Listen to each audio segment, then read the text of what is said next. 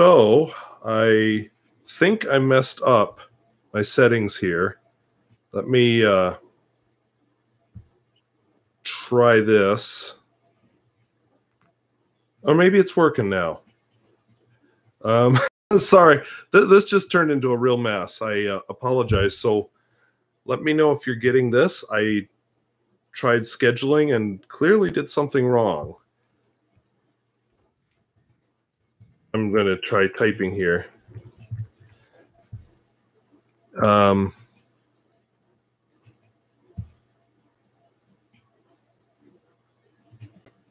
Okay. Think it's working now? Okay.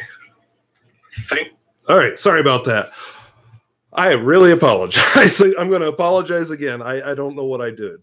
But anyway, I scheduled the stream, and I can't get it to connect to my camera, so I just decided to start this one instead. And technology, don't know much about technology. So happy to have some people here. I see Penboy Roy is here. Chris Rapp can see and hear me. Unjuan Ekis, yeah, the other stream, I don't know what I did, but TJ Zidaroff is here. David Anderson, Greg Splond. So I'm glad it's working now. So I don't have too many things I'd planned. My biggest thing it's not in here. My biggest thing is I'm looking at trying out some more variety in inks, as a daily writer, so I can have a second ink going on, switch off between colors. I don't remember who suggested that, but sounded like a really good idea, so I'm going to try it. Hello, Neuratron. Good to have you. Oh, from Argentina. Never been there. Haloman, welcome. This stream is actually about fountain pens. Usually I end up responding to a lot of questions from everybody. I have a few small things I was going to show, and that's about it. Having trouble reading that name. Fergal Shortall, welcome. Good to have you. So I think everybody saw, if you've seen my pens in use, my Polish pen, and autofocus on this camera is kind of a bear. But yeah, Polish pen with a exciting syringe filler, which I'd never seen before. So that was my big pen excitement this week. Hello, BDM 450. You must have run into my whole trouble with getting this live stream to work. So seems to be working now. But let's see, what else do I have here that's exciting? Well, still working on Pierre Gustafson's pens. And yes, T-Sherbs, I am taking a break from grading papers. I hate to say it, but after this live stream, I have to go back to the school and spend a few quality hours down in my classroom again. So no rest for the weary, or wicked, or something. Let's see, what else is exciting? Oh, maybe somebody on here can inform me better about this. I have a Parker 21 from Pierre Gustafson that's on loan. It has a feed a lot like a Parker 51, and then I have mine. This one right beside it is this one's mine. This one's his. Mine has a much larger feed, and the nib is more exposed. So I'm just trying to figure out which is the older model. I feel like the one his might be the older one, but I don't actually know that for sure. And now I'm pausing to make sure I put the right cap, because that's how I really tell them apart. And actually, as somebody mentioned in the comments when I showed this on Pens in Use, this is a nice one for putting right in your pocket. That's a great clip. So, let's see, in other exciting pens here, from the Netherlands, a Selector 123E piston filling pen with a hooded nib. And very, very fine writer. Oh, and the other exciting thing, yes, this came from the comments. Oh, because it's right here, so I can't find it. This came from the comments, actually, on Pens in Use. I have this Montblanc 32, and it has this nib that's kind of like a fingernail. And anyway, it's I haven't had a good name for it. I've just gone with fingernail nib, which sounds weird. But anyway, this viewer suggested calling it an intarsia nib, which is a wood term from woodworking. And I looked it up on Google, and yeah, apparently that is a term for that sort of a nib. Chris Rapp, oh yeah, 21s were a bit after the 51. I'm just kind of curious about the relative age of those two pens. I had mine dated pretty well, but his I do not. And actually, I haven't looked for a date code on his, so perhaps can't always seem to find date codes on these Parkers, but yeah, that'll be something to look for, I guess, after the video, because I'm not seeing it right easily right now. And yes, the clip is very nice. Have I tried Private Reserve? You know, long ago I did. I had not very many bottles, but a couple bottles. I got weirded out when I opened one up, and it just looked like there was stuff floating in it. And I thought, yeah, that's not going in my pen. And then I was reading about their issues with stuff in the bottle and decided they're still sitting in there, except for the one that had the stuff in the bottle. I just haven't used them, but it's good to hear that they have improved quality control. I know the gentleman who founded the company, well, he died, didn't he? Anyway, if they have improved quality control, that's good. I liked some of the colors they had, and the inks behaved well. Like Tanzanite was one of my favorites, and I liked their avocado ink. That was a nice one. So yeah, maybe I'll have to look at some samples and just see what I think now. Quality control is important, and that stuff in the bottle is stuff you don't want in your pen, so I've always tried to be careful of that. Especially when I buy a vintage pen, I want to make sure it's good and clean, because sometimes they'll have stuff growing in them. This Polish pen was I don't know, I think they left the ink in it and just let it dry in there. I could unscrew the cap, of course, but it unscrews right here between there's an ink window here. Anyway, the black unscrews, and I couldn't even get that to unscrew. It was so caked with ink. Private Reserve American Blue. I've never used that, but I have gotten letters written in it. It is a nice bright blue. Janice, hello, welcome. I'm feeling a little off because my technological disaster starting this, and I'm still recovering from my nerves, because when something goes wrong like that, then I start to panic, and all my whole script that I had in mind for while people were joining just went whoop out of my head, and now I am winging it.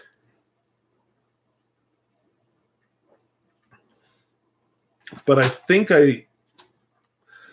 what the problem was is I had it scheduled, and it was looking for me to use external software, whereas this is just running right on the YouTube website, so it seems to be working better. Hello, Anne. Oh, yeah, it's Monday morning. Oh, Labor Day is a much different time in New Zealand than it is here. And glad to have you. T. Sherbs, what's the nautical theme? Well, this is just a picture I liked. I saw it at a store. Actually, it's moved with me everywhere I've lived. I just saw it at a store, and I said, "Whoa, I like that." This is cross stitch that my mother did and gave to me as a gift because she saw that picture. And then this over here, which you can't see, hung in my grandparents' house for many years. And when they moved out, they were downsizing quite a lot. And so that was one of the things they were going to downsize. So I said, hey, could I have that? So yeah, I've got a picture from my grandparents. But, cross stitch, that's something my mother doesn't do as much anymore. Just because she can't see the holes as well, and she's frustrated working under a magnifying glass, so she's picked up other hobbies, but she doesn't really do cross stitch, and she used to love doing that. But yeah, the only reason it's a nautical theme is because I said, hey, these three pictures are alike, and hung them together. Yeah, Salt Spring, North Dakota. We are pretty far from that. I have always enjoyed the ocean. I just don't get to it very often. My brother used to live in Orono, Maine, and then when I'd visit, we'd go down to the ocean at least once or twice. Took me out sailing a few times there, and just loved it. And I live in North Dakota, where there is no ocean. I guess Lake Sakakawea is big and wet, but not quite the same. Excuse me. And that's been a thing just past day or two, which is why I'm prepared with water, because I figured that would happen. Let's see. Since nobody's saying anything, let's look at a couple other pens. Oh, this is a pen that's been floating around for a while. It's a Schaefer, is it Imperial or Imperial Deluxe? I can't remember. Anyway, I'm going to be filming a review of it soon. It has a Triumph nib on it. And it's a touchdown filler. So kind of a not amazing pen, but a nice pen. And let's see what else is laying over here. Oh, this is, let's see if I remember the name, Marshall, that I picked up recently. Vintage German pen. Has a Parker type clip, so you know, that's a thing. I don't know much about it. This just showed up on eBay, and I bought it on impulse. It's a button filler, so probably that'll be in the next pens in use. And speaking of that, BDM 450. Yes, I read your comment. I hadn't responded to it yet. I don't know why my iPad is dinging right now, but anyway, just lately I seem to have been using more vintage pens. I like modern pens too. I've gotten more selective with them. But I actually have one that's on the way. It's a Stipula. I took most of my line judging money that I made this fall to purchase the Stipula. The name of it is totally slipping my mind right now. But anyway, it's a cool looking, slightly overpriced pen, and I'm hoping it lives up to it. And it's got the titanium nib, so I'm excited about that too. But yeah, I have been just lately more interested in vintage, and part of it is financial. I can get the vintage pens a lot cheaper. TJ Zidaroff asked me about, I used to compare pen sizes to my noodlers. I'll be honest, I don't use noodlers very often. Once in a while, I'll get one out just to, I feel like I should write with it. They can be fun, but I get frustrated with them. I like the music nib for doing large calligraphy, but again, I don't use them too much anymore. T-Flex Stipula, that's it. It's a special edition, though. It's got kind of a magma finish. It's piston filler. I've never owned a Stipula pen, so it's a huge gamble. Etruria, that's it. Etruria. Hello, JJ McCock. Z-Chen 358. But yeah, it's a Stipula Etruria. How much time would I spend each week looking for interesting pen finds? Probably too much. I wouldn't say I do too much, just because, especially during school, I'm busy. But maybe an hour or two. I'm not buying pens all the time the way it sounds. It's just when you do a show once a week or twice a week like I do, it can seem like it, but yeah, and then I'll go a couple of weeks without looking at anything. And, it was just kind of on spur of the moment. I was on eBay and decided just to type Polish pen and found this one. And it was interesting. Brian Saul, good to have you. Oh, Masak. I apologize. JJ Masak. Yeah, I don't speak Slovak at all. I used to know a tiny bit of Polish, but not a lot. Matt W. about offsite backups. I thought about that some more. I use Dropbox actually for a lot of my documents. which is also convenient because I can work on stuff here, then I can go to school and work on material there. I suppose I could use Dropbox to back up videos and such. I hadn't really thought about that. I'm been using Amazon a little bit to back up photos, but okay, in Polish would be spelled Maciek. Oh, good to have you, Jan Dorshenko. Hopefully I got that one right. Do I still use my Sailor pens? Yes, I do. I haven't lately, but yeah, I like them, especially the one with the shoot, I lost the name. Zoom nib. The one that's zoom nib I like very much. The other one is okay, but yeah, the zoom nib is fun. Do I still have my Parker Slim Fold? Yes, I do. In fact, I see it over there waiting to get put away. I just ended up laying on the table. So yes, it's still around. You have a Neurotron has a strange nib on it. Okay. Oh, strange stub nib. Okay. Yeah, mine had it was kind of a broadish nib, but I wouldn't describe it as stub. Have I tried Naginata or any other funky sailor nibs? Yeah, I have not. I've read about them. I've looked at them. The price has scared me off so far. I feel like probably I could if I were to just not buy pens for a while, but I wonder about the utility. How much would I actually use them? Oh, and you used the Central European pens growing up. Probably if you're Slovak, that you would. In fact, I think it's in the Czech Republic though. But Central Pen would have been a big one. Well, it's still around. It's just no longer a Czechoslovakian company. It was created under the Czechoslovakian government, which you probably know that. Have I used the Pilot Custom 74? Yeah, I have actually. I did a review on one many years ago. I ended up trading it actually for a Pond 52, a Norwegian pen. I ended up trading it. I liked it well enough. It wrote very nicely. Pilot has very nice nibs. I still have a Pilot Custom 92, which has the same nib on it. So yeah, the Pilots are very good pens. I'm happy with them.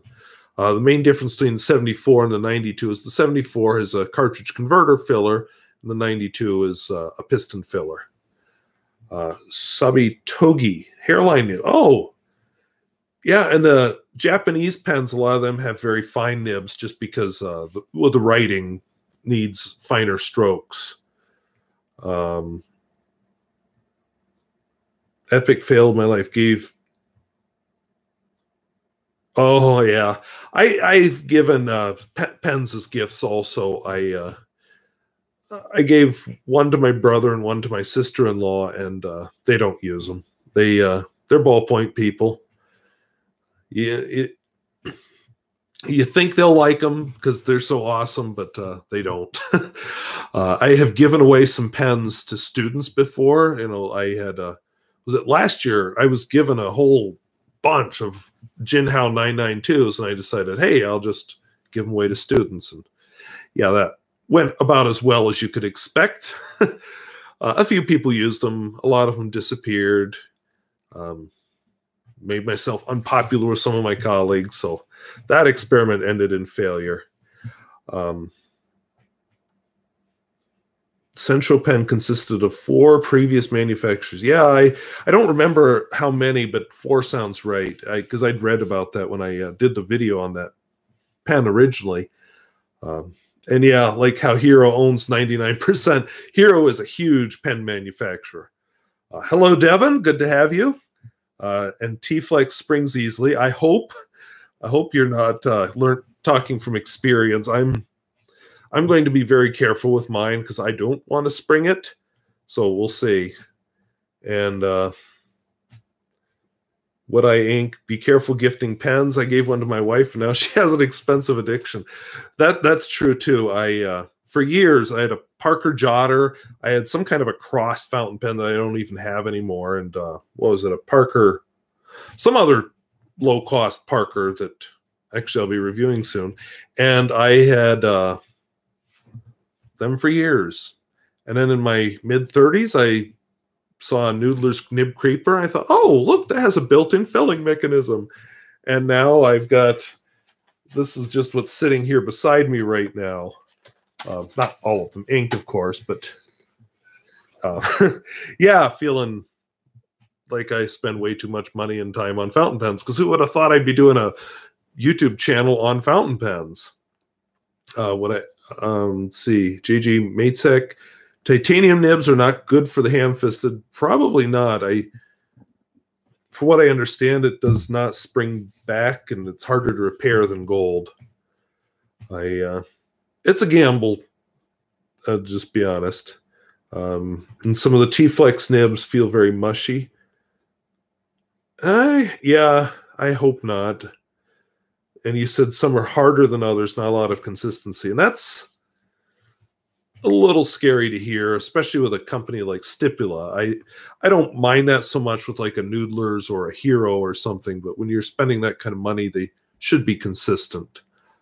Like I was actually really happy with the Aurora Flex nibs. I thought they did very well with them. And back when they were still a company, the Omas Extra Flexibile, I have one of them that I like very much.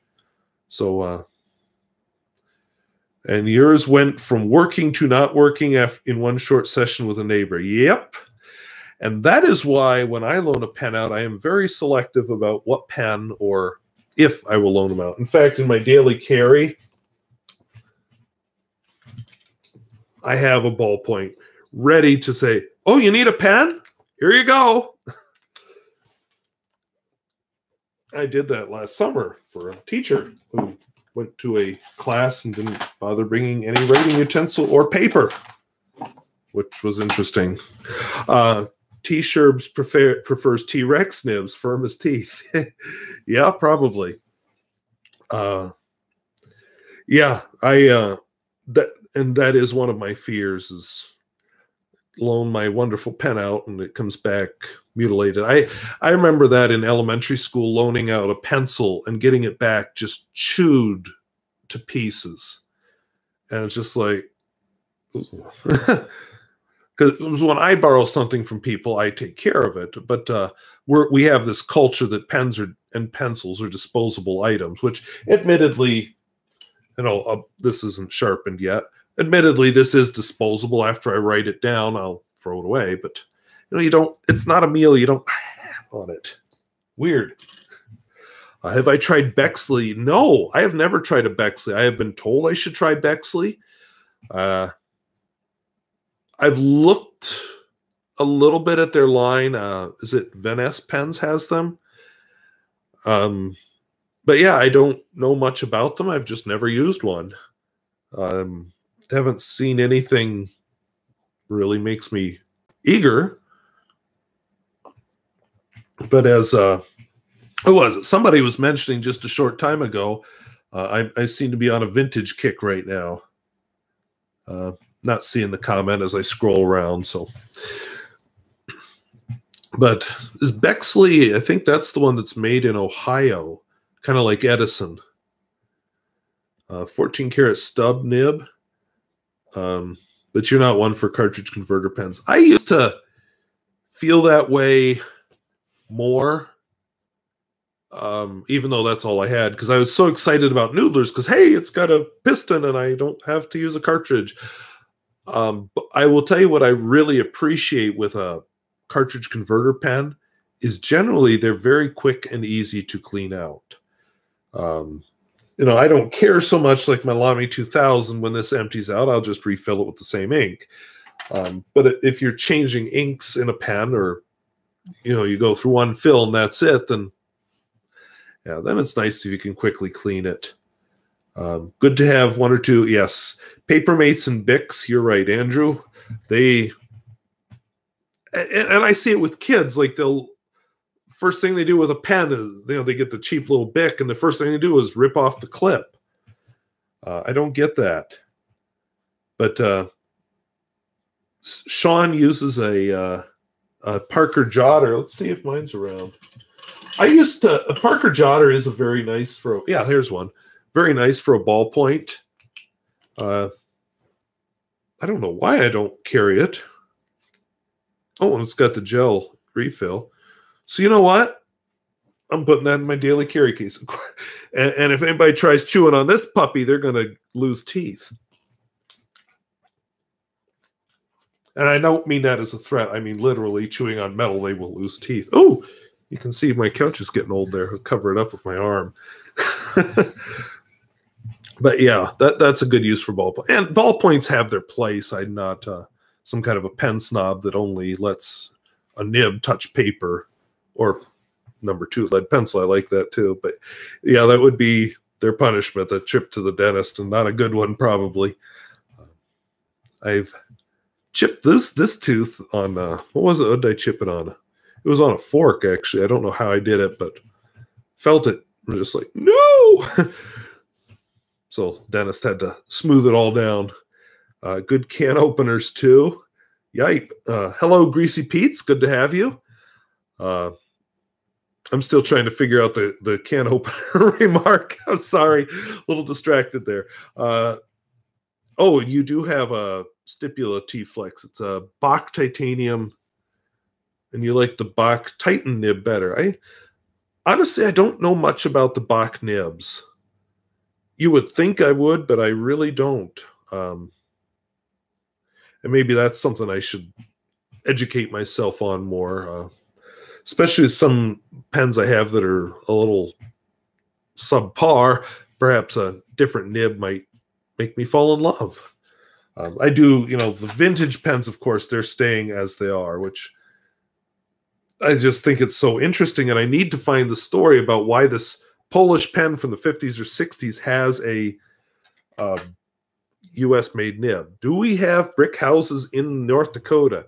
Yes, we do. I'm looking right through my front window to the east, and the bottom half of that house is brick. I used to live across from a fully brick house. They are not super common. A lot of the houses here are more with steel or aluminum siding, or stucco is surprisingly common in North Dakota, or wood siding, which in a state with limited forests, that's interesting. But yeah, there's bricks around, but it's not like you see in Europe, or where you have all the houses are brick. Years ago, I would do that commercial with a ballpoint, probably not with a fountain pen. I just cringing at the thought of saying, I can't get this can open, whap. And there goes my lovely Montegrappa. JJ Matek says, perhaps the US nib is a replacement. Well, that's possible. I wondered that. I know that I had read several places that they came with this nib, but I don't know. I can't find anything authoritative, so that's the problem. Greasy Pete's has some Parker ballpoints from the 60s. Yeah, and the neat thing with a ballpoint is, because it's now in my pen case. Neat thing with a ballpoint is really the business end gets replaced all the time.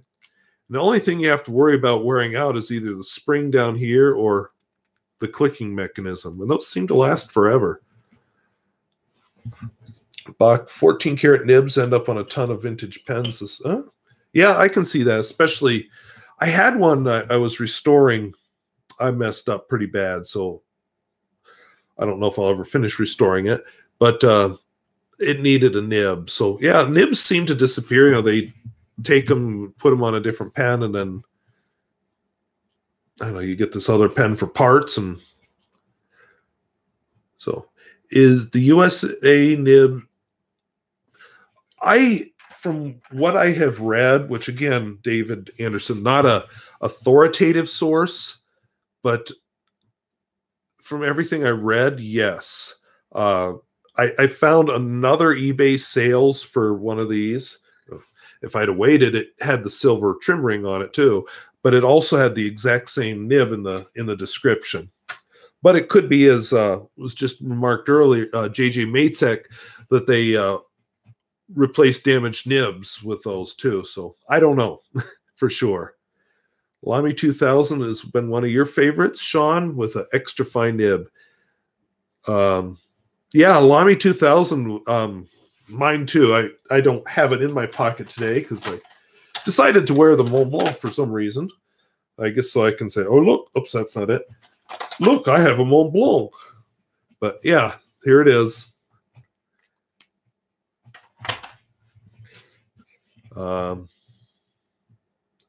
Andrew Brennan. Oh, for Bic or Parker. Yeah, I can see it either way, actually. Yeah, the extra fine nib is great for well, here, where's my extra fine nib? I got a Lamy Ion. See, I do have a modern pen here. I got a Lamy Ion with the extra fine nib, but I'm finding it's about like the shoot, drawing a blank now. It's about like the fine on the Lamy 2000. Yes, JJ Matzek. That is something that really had confused me for a while about the nibs, because ISCO was a Yugoslavian company, although I haven't found any pens that are ISCO. Well, okay, I may be lying. I have one black pen. I think it's a Centro pen, but an ISCO nib, and all my Centro pens with ISCO nibs. And then I have Centro pens with Centro pen nibs. So that's interesting. And you know, for a while I'd been wondering, oh, maybe these are not Centro pens at all because there's no branding on them except for on the nib. But from what I understand, they were actually Centro pens, except for one black pen that I still haven't quite figured out. Oh, so you have an OBB oblique double broad nib. So yeah, I learned recently about Lamy's other nibs, you know, beyond the fine, medium, broad, and extra fine, that they have an oblique medium, oblique broad, and must be an oblique double broad if you have one. And yeah, I am interested to try them. And you ground yours to a stub. So yeah, the extra fine, when I'm correcting papers at school, we're not using the broad Lamy 2000. I'm using my cheapy pens with the, well, it doesn't even have to be cheapy pens, but my pens with the very fine nibs. Because yeah, otherwise you just get a bleeding mess that soaks through the paper. Okay, so Rex Pencala? Because I feel like I have a Rex Pencala company or pen somewhere.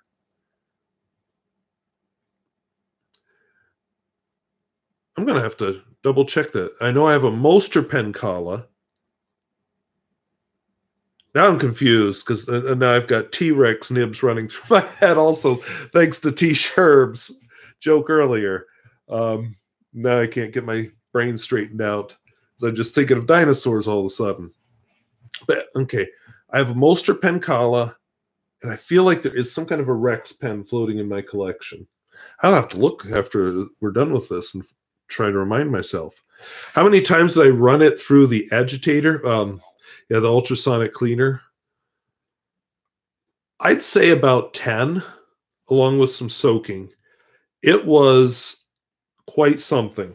Once I was able to unscrew it, because the ink started in the ultrasonic cleaner, the ink started coming out here where it oops, I'm not holding this right. Coming out here where it screws together. Once I was able to do that, then I could unscrew it, and then I could get in here and start flushing with my syringe and getting lots of ink out. And it took quite a lot of doing, but eventually I was able to get the piston to move. And then once I could get that out, I just really soaked everything and cleaned it and greased up the piston. This section, the nib, well, the nib and such, that needed the full 10 times. That took a lot because it was just caked into it and it kept coming out. And then, like I said, I had it flushing clear, and then when I ink it up with this Rattler Eel Red, suddenly it's writing in purple because it was blue ink. So the Rex company bought pen bodies from the German company Reform. That's interesting. I do have one Reform pen, like a school pen type thing. And trying to think now, one of the companies, it might have been Moster Penkala, was based in Croatia, but then they had factories in Germany also back in the 30s. But then communist government threw everything together. Have I tried the Keiko Edge pen? No, but I do have one ordered, so it should be here in another week or two. As soon as I saw that, I just knew I had to try it, and price is right on those pens. I saw Chris Rapp 52 did a video on his, and he did answer one of my questions, which is, what good is that clip? And apparently not much. But yeah, I am interested. That's not quite the same nib. It's a steel nib, of course, and not hooded. But yeah, I was interested in that. You thought Reform was actually made by Pelican. You know, my understanding is they became part of Pelican. I think originally they were an independent company. Don't quote me on that, but that's what I understood.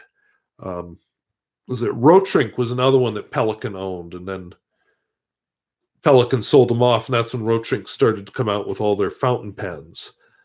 Because before they just, or maybe Pelican had a controlling interest in them, something like that. Anyway, that's why they just made the drafting pens. But then after they got out, they were able, oops, I almost knocked my pens over. That would have been more than just a Lamy 2000. Let's get this, not here. I put it there so it'd be easy to grab if I need to start filling time talking about pens. So I was talking about Rotring. Anyway, we're sold. Pelican sold off their controlling interest. Let's see. Yeah, I think JJ Matek, you're saying that much better than I did. Can I imagine a better background for cleaning a pen than Wasp-key's live stream? Well, thank you. I only have a few that I need to clean, but I can't. I've learned that computers and water don't mix, so that I won't live stream my pen cleaning. So yeah, the nice thing with Chris Rapp's, a lot of the pens he reviews, these are low-cost pens, so it's really easy to say, oh, it's only a few dollars. What the heck? It's like candy. You can have another one. Oh, Marty, and glad to have you. I am so sorry about the camera problems. Not quite sure what I did wrong. I did it the same as I've done it every time, but I could not get it to connect to my camera. I don't know if it heard my microphone or anything. So, and now I can't get back to it, so I'll figure it out after this live stream's over. But anyway, good to have you from Southern California. Guess you're having warmer weather than we are here. It's I got into the 60s today, so that's pretty nice. Down the 30s at night right now. Dean, good morning. Welcome to somebody from Australia. I suppose it is morning for you. Here it's coming up on 3 o'clock in the afternoon. Yeah, I agree about that with the lower cost pens. That's one thing I've had to balance out is I like to buy the occasional expensive pen. Do I have one laying here? Oh, yeah, I bought this summer, Parker Dual Fold. I didn't pay the usual retail price, but yeah, I was able to buy that because of some interesting pens that I didn't buy. Only the upper 80s. Yeah, that's a different world there. DJ Fox, welcome. Good to have you. Margaret Christie, good to have you here too. Yeah, I suppose it would be black outside where you're at, much later at night than it is here. Yeah, it's been a beautiful day here too. I read your comment about the fall leaves. Our leaves are falling. They're not pretty this year. They're just turning brown and falling off the trees, but you get those years. Another week or two, I'll probably go out and rake the lawn. Yandor Shenko reminded me of a question I was asked once, and trying to explain to somebody, as a 14-year-old, and this is way back when I first started teaching, but, about how they don't feel upside down in Australia. They feel just as right side up as we do, because they are. It's all going toward the center of the earth. And she just couldn't quite wrap her 14-year-old mind around that concept. Yeah. Mulching mower. My mower is actually one of the old-fashioned reel type mowers where it's all human power. And I definitely have to rake, because those kind of mowers don't like sticks. And I have some sticks in the lawn too, because you're pushing along and whack, and it gets you with a stick. So what's the backstory on my handle, Wasp-key squirrel? Well, that's kind of cool. It showed up orange. That's neat. I don't know how to do that. But anyway, I'll give you the backstory. So I was in college and working on classical mechanics homework with somebody I liked very much. And to make her laugh, we were doing a problem about a skier going down the hill, and we were trying to do this whole, the conservation of energy and how fast is the skier going to be going. But oops, because it's classical mechanics, there's a bump at the bottom of the ski slope. And anyway, one of the things you do is draw a free body diagram, which shows all the forces acting. So instead of just drawing a box, I drew a squirrel with a little cap on him and a scarf skiing down the hill. And of course, she knew my last name, obviously. And she says, "Oh, is that Wasp-key the squirrel?" And so Wasp-key the squirrel has been a cartoon character since then. So when I started this YouTube channel back in 2007, I called myself Wasp-key Squirrel. Back then, YouTube didn't let you put spaces in usernames, and it wouldn't let you use underscores or anything either. And I guess there must have been a character limit on it, because usually I go with Wasp-key the Squirrel, but YouTube wouldn't let me. So I've been Wasp-key Squirrel on here ever since. Dean is on the cusp of summer. Yep, we're on the cusp of winter. Get 40 degrees above in Adelaide. Wow. I'm doing the translation of Fahrenheit there. And wow, that's hot. 14 is the age when someone does not have a legit excuse to be stupid. True, but they can be immature and don't always think things through. Film Wasteland, I apologize for that. I had no idea what I was doing. I don't know why it didn't work. So I will have to figure that out for next time. I did everything the same, but I could not get the camera or microphone to connect. So I apologize. Greasy Pete, sounds like Jaffa is using Bach nibs. Let's see. Oh, Jaffa, the pen company. Sure. Their old ones are not very good. Yeah, I think I had heard that. Because Jaffa, let's see, that's Monteverde, Conklin. Seems like there's somebody else in that group too. But yeah, I think I had heard that those are Bach nibs. You cited the pen that's tempting me. I'm not going to do it right now, but it is tempting me. That turquoise Durograph is very attractive. I see that they have an OmniFlex nib. I've heard varying stories on the OmniFlex nib, and I have enough pens, so I'm in no hurry to find out for myself. I let a few other people review them first. I don't follow trends anyway with pens. I buy what interests me, which is I haven't seen some pens that have been showing up on all the other reviewers' channels. So Jaffa is always hit or miss for you. Yeah, I'm not. I like I have a Conklin word gauge that I like very much. I'm trying to think if I own. I used to have a Monteverde. There's the one with the magnetic cap. I liked the cap. I didn't so much like writing with the pen, if that makes sense. Oh, Jaffa used to make pens under their own name. That's interesting. But they sucked so bad that they bought other companies to ruin under their own name. Okay. Kind of like Ford and GM do. Yeah, I've heard that too. Was it Saab was bought up by GM? Volvo. I learned to drive on a 1982 Volvo station wagon, a Volvo 240 DL actually, and that's back when Volvo was still Volvo. And was it Ford that bought Volvo? I think so. And Saab, I don't think is anymore. I don't know if they still make maybe trucks or something. I used to think the Saab 900 was a cool looking car, and I thought someday I'll own one, but they no longer exist, so I probably won't own one. And my Camry needs to last me 2 more years, and then it'll meet my goal.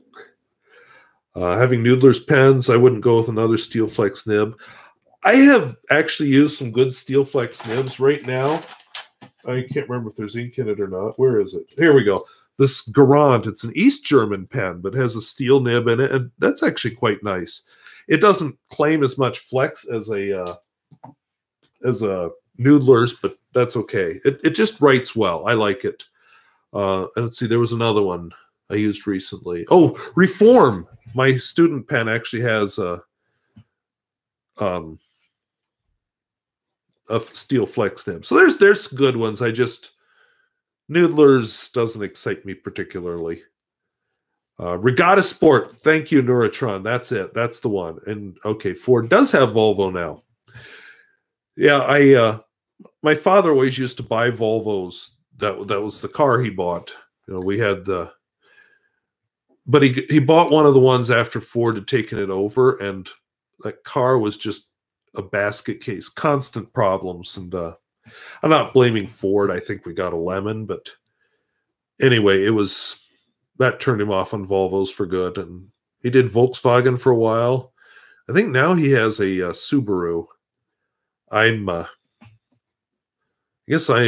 Well, my first car was a Geo Prism, a 1990 Geo Prism, and now I have a 2000 Toyota Camry. So 42 years old, still in my second car, so that's pretty good. Saab never made truck. Okay, what am I thinking of? Scania, maybe. There was something like that did trucks. Maybe Saab was the one that made airplane parts. That might be what I'm thinking of. Because, yeah, Volvo does make trucks. So I think you're right, Jan. I think I've got that confused in my brain. So Monteverde uses number 6 nibs. That is true. I no longer own, I only ever owned 2 Monteverde pens. The Regatta Sport, and I don't remember the name of the other one. I gave it to somebody though. But yeah, that is a good point. Oh, you're recommending the $5 dotted journals. I honestly have not gone searching for them yet. That's on my list of things to do. But I am curious about them. And yeah, local store where I live, probably not. Something like that I would have to order online. Where I live is very rural and very small, so you don't have things like that available. Scania is the Saab truck line. Okay, so maybe I am right. Yeah, and Greg, it sounds like you and I agree on the Regatta. It was fun. You know, when I have that pen out, I could sit and put the cap on and off over and over again. But the actual writing with it, I just did not enjoy. When does a robot qualify for having artificial intelligence? What the robot was doing, actually, as I had programmed the path into it. Now, our next project is going to be putting sensors on it to have it respond. But again, you have to tell it when you sense this, do this. So it doesn't really have decision-making capability the way we think of it. But then again, the human mind, it's got some pre-programmed things. I mean, even a baby touch a hot stove and they'll jerk their hand back automatically. It's, you know, there's a lot more programmed into us than we like to think. We're not as independent as we like to think.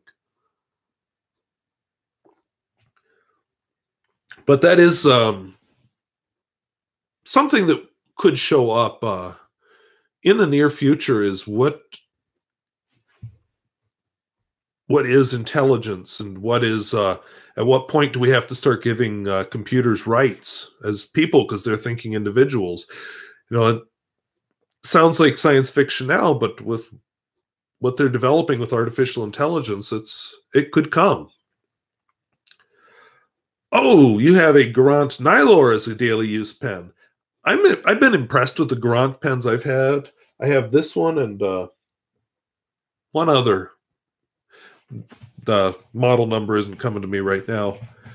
Fountain Pen Revolution has some Ultra Flex steel nibs.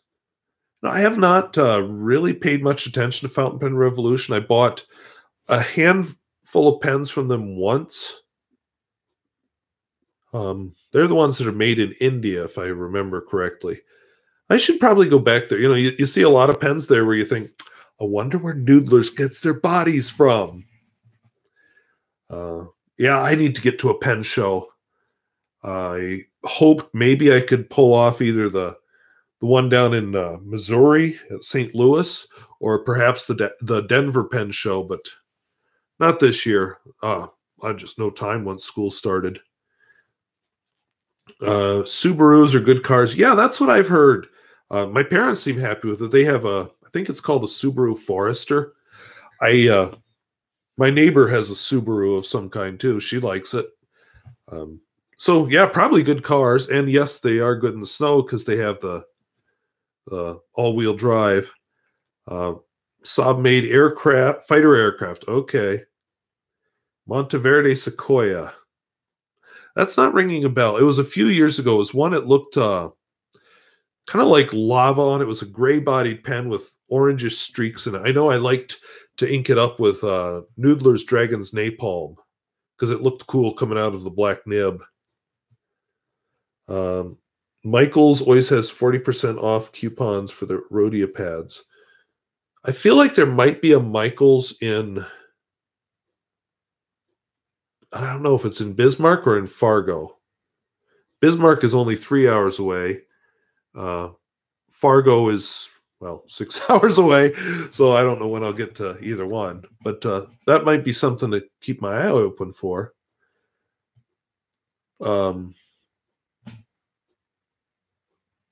Yeah, and that's a good description of it. Very heavy pen. And AI is boring. Yeah, it definitely takes a certain type of mind to get into that kind of stuff deeply. I know the guy that's teaching this robotics class. I can just imagine putting him in front of my students. They would eat him alive. He is... yeah, I had enough said about that. Oh, you asked about the invisible boundary fences. I think if you put the right sensors on it, a robot could.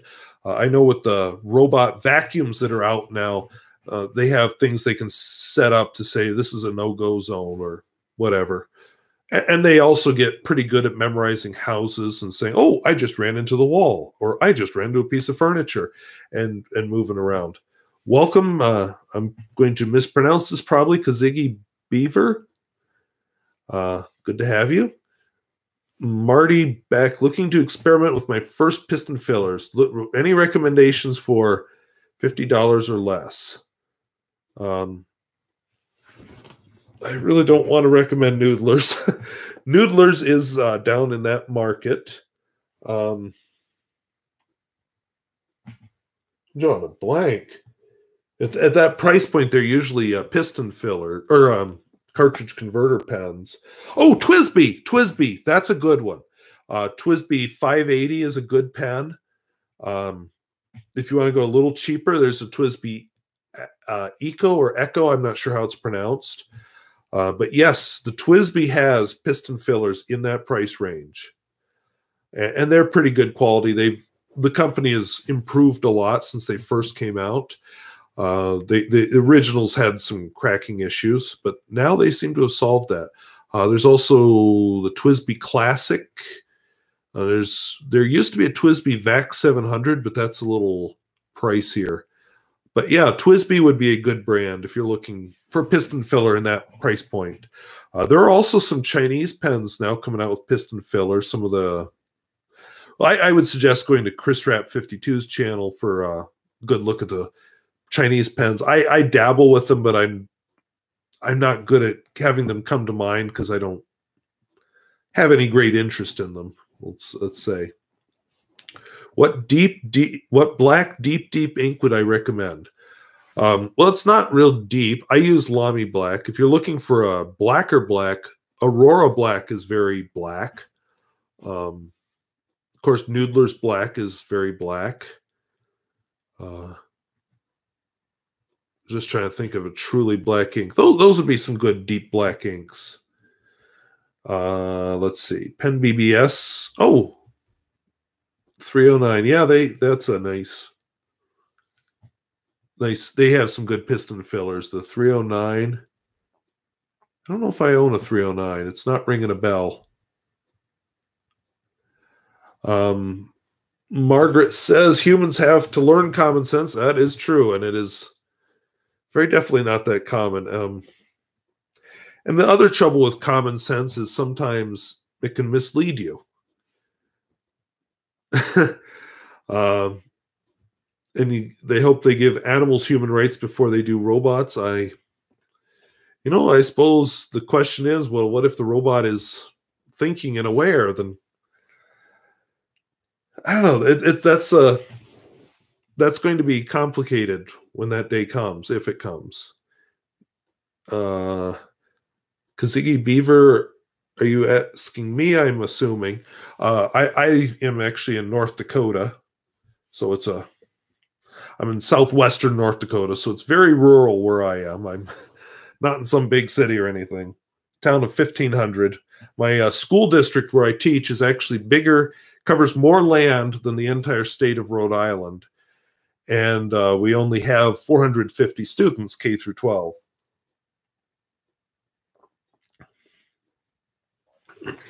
Okay, there's another recommendation for the Diamond 580. Oh, good to have you from Germany. Oops, and I just skipped a bunch of comments. Wingsung 69. Yeah, that is a good pen. I can't remember if I did a review on that one yet or not. And yes, we have been a long way away from a breakthrough. I think with the 60s computers, the AI wasn't real feasible. Just the size of the machines back then. As we've miniaturized more and more, I think it's becoming more and more likely just to be able to have the computing power that's up here. And yet the other thing we have to remember is computers don't work like this does at all. They have an entirely different way of dealing with things. Let's see.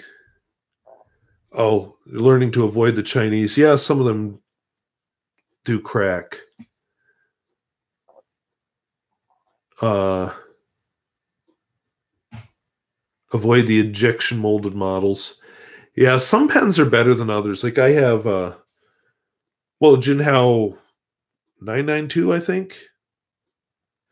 Anyway, I had one that was injection molded. The other one looked like it was made out of acrylic. The acrylic one is fine. The injection one, I have stopped using it and thrown it away because it get inky fingers from the cracks. Give animals human rights. See, the thing is with animals, I don't like to see an animal mistreated. At the same time, they're kind of at a lower level than children. They're very very limited. I'm trying to think how I want to phrase this, but yeah, I think there need to be laws to protect them because they can't advocate for themselves, but at the same time, you know, I don't really like steak a whole lot, but you know, I like I eat animals, so yeah, that's they're not people. We'll put it that way. And yes, I agree with you. I would go after the rabbits that eat my garden, and even more the deer. The rabbit causes damage in the spring when the plants are first growing up. When they get big, you know, he'll take a nibble off the leaves. He might nibble a cucumber or something. But basically, the garden's pretty good. Then the deer comes in and just, oh, I want a bite of this tomato. Oh, I want a bite of this tomato. And just like, just take one tomato, eat the whole thing.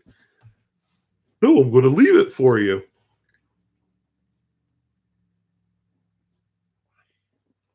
So, one, my name means cheesy beaver. Okay. Do you call Kosovo as a country? 3, can you explain Kansas and Arkansas? I am from the Netherlands. Okay. Kosovo, that's a complicated part of the world. I know where it is. I don't think things are totally settled there, so I'm uncomfortable saying yes or no to that question. Can I explain Kansas and Arkansas? Do you mean the pronunciation? Because the way they're pronounced, what can I say? It's the English language. Pronunciation doesn't follow rules in the English language because everything has exceptions. Yeah, it should be Arkansas or it feels so wrong for me to say it's Kansas, but no. But yeah, I can't explain them. Or do you mean explain the politics in those states? Because those are some interesting states, political-wise. Nice tap dancing around the animal question. Yeah, I have a hard time with that because I do like animals. Don't have any in my house, but I do like them. So yeah, I have a hard time with them. Yeah. We have problems with squirrels eating tomatoes. No, do not go after the squirrels because they're cute and they're smart and they'll come after you. We have squirrels around here. Honestly, I've seen them a couple of times in this tree that's right out this window here, but I don't see them very often. There's just not a lot of food for them here. So they don't seem to care about my garden. Banaka beadwork, oh, okay. So maybe different Michaels have different things. I'm thinking Michaels, that's like a craft store, isn't it? So yeah, the nearest Michaels then is probably Fargo. Because Bismarck has Hobby Lobby. And I can't think that there's a Michaels anywhere. Why isn't Arkansas next to Kansas? That is one of those mysteries of history that, yeah, I don't have a good answer for it. You have 3 types of squirrels here. Okay. Yeah, here they look like gray squirrels, but their fur has kind of a reddish tint to it. I don't know. I think there's maybe some regular gray squirrels further east in the state. These are more like fox squirrels. We have prairie dogs. They're kind of related. Now, growing up as a kid in Pennsylvania, we had chipmunks, we had gray squirrels, we had red squirrels, we had flying squirrels. Flying squirrels are awesome. That's why I have this guy, because he was a gift. And he showed up in my video about Pierre Gustafson's pens because I needed a counterpart to Orca. So that was him. But yeah, not a lot of squirrels here. It's just not a lot of trees. So You know, they have to find other things to eat. And even the trees we have, you know, they'll eat seeds and things, but they, it's just not the very high nutrition type nuts like back east, like an acorn or a walnut or a hickory. And I always wondered, like with a squirrel, how does he get the hickory nut open? Because, you know, hickory nuts are really tough, but they must do something. I don't know. Do we have Wasp-key squirrels in Pennsylvania? Well, my parents are still there. Gray squirrels. Oh, stink bugs. Now, my parents haven't mentioned stink bugs. I'll have to ask them about that. You know, I know what a stink bug is. I've seen them before, but yeah, they haven't said anything. So maybe I'll just have to ask them.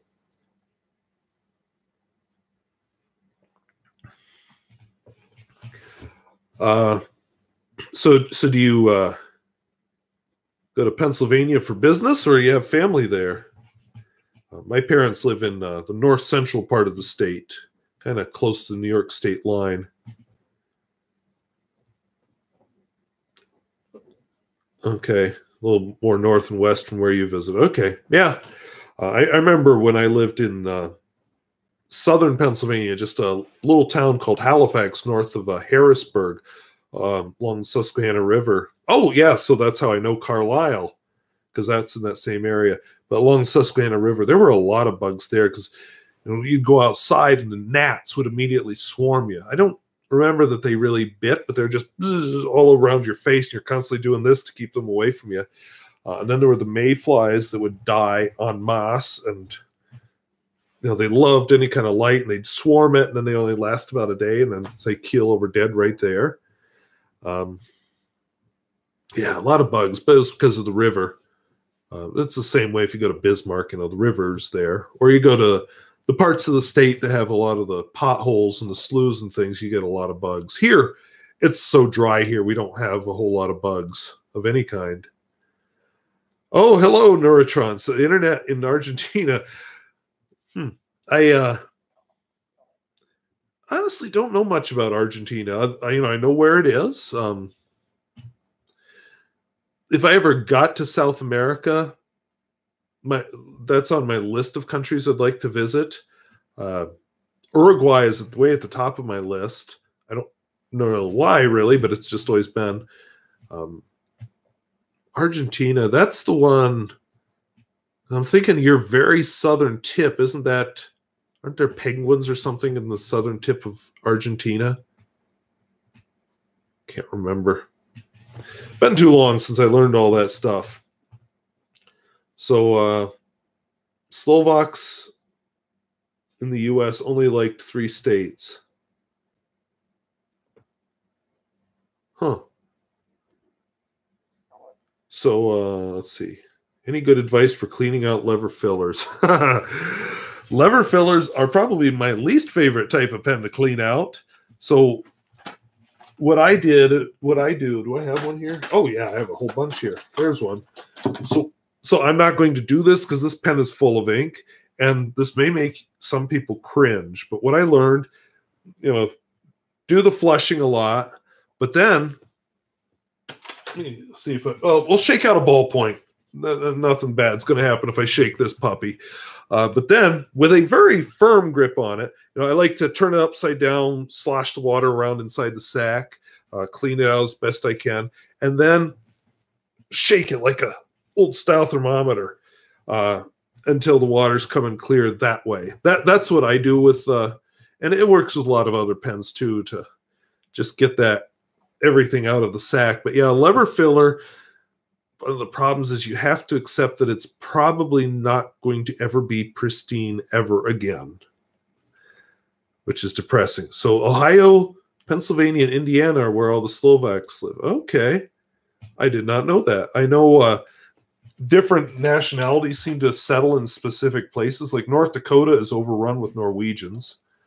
But then you go north of me and you find a lot of Russian names and Polish names, which is interesting. Patagonia has a lot of penguins. Okay, maybe that's what I was thinking of. Jobs, church, or industry. Yeah. One of the areas where I used to live in Pennsylvania had a lot of Polish people because of the coal mining. They came over to do the coal mining in America.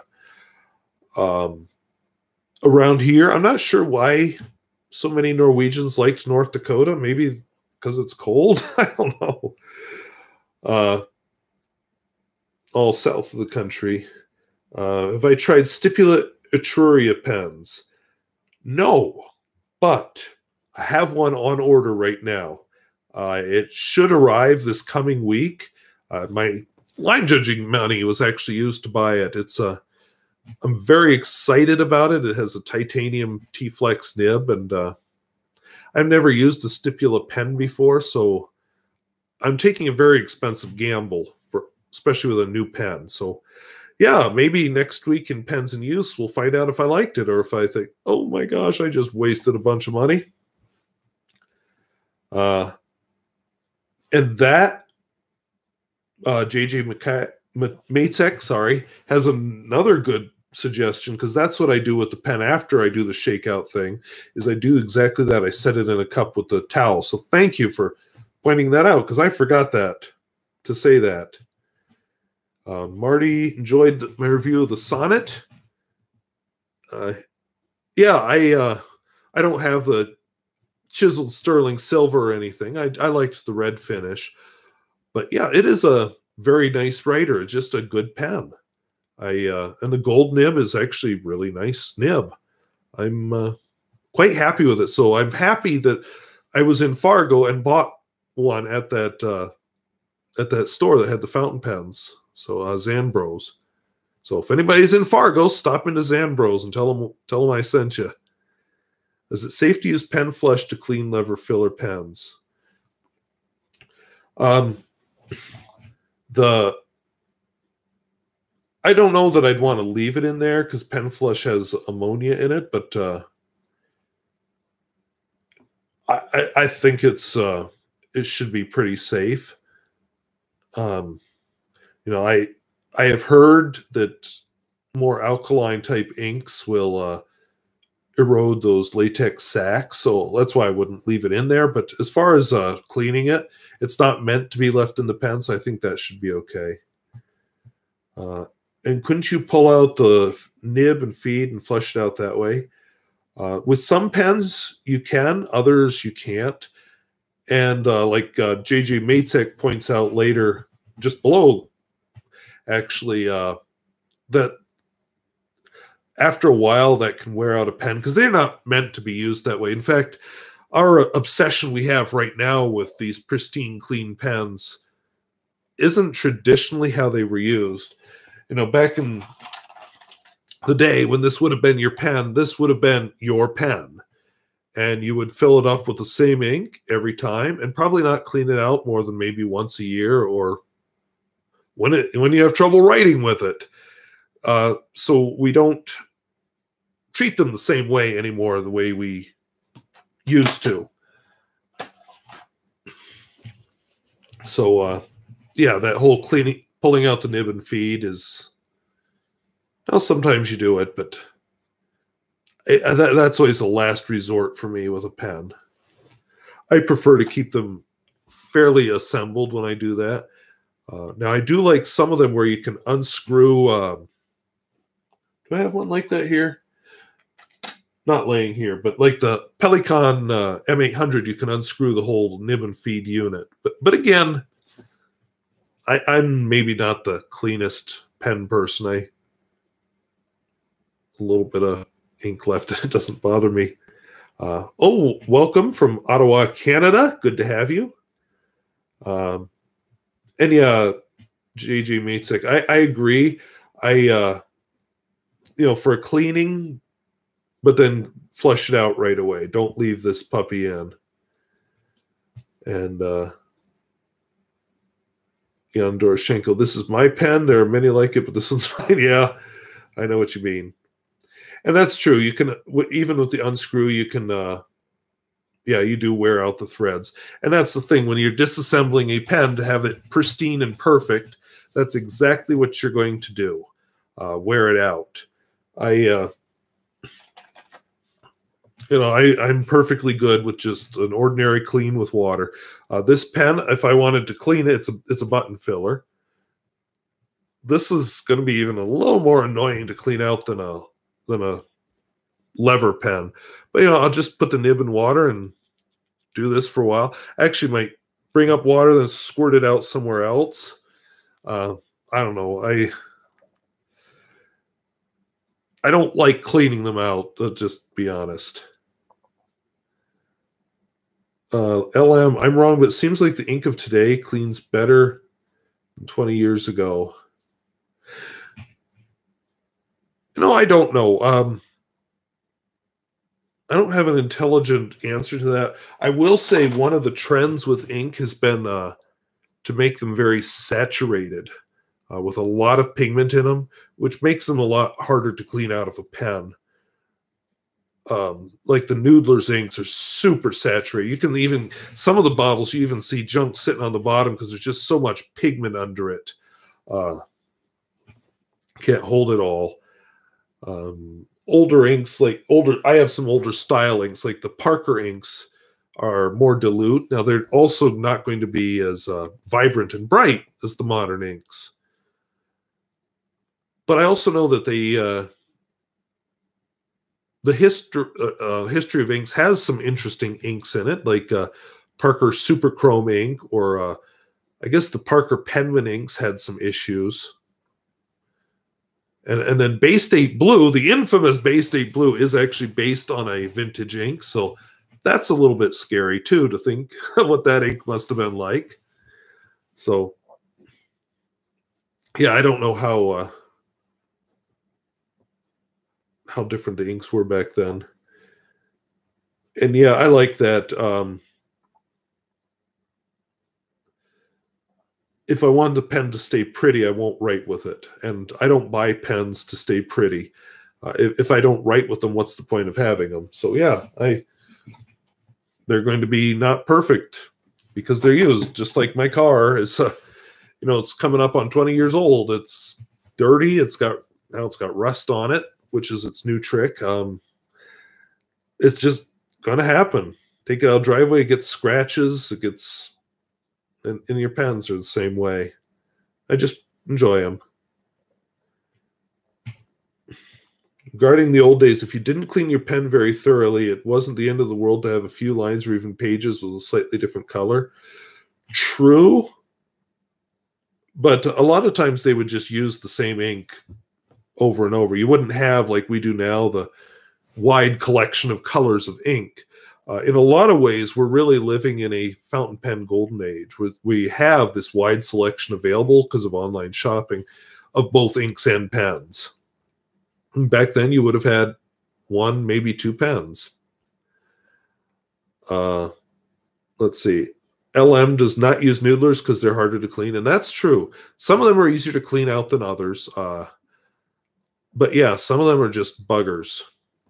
And yeah, I always think twice about the pen before I put Noodlers in it.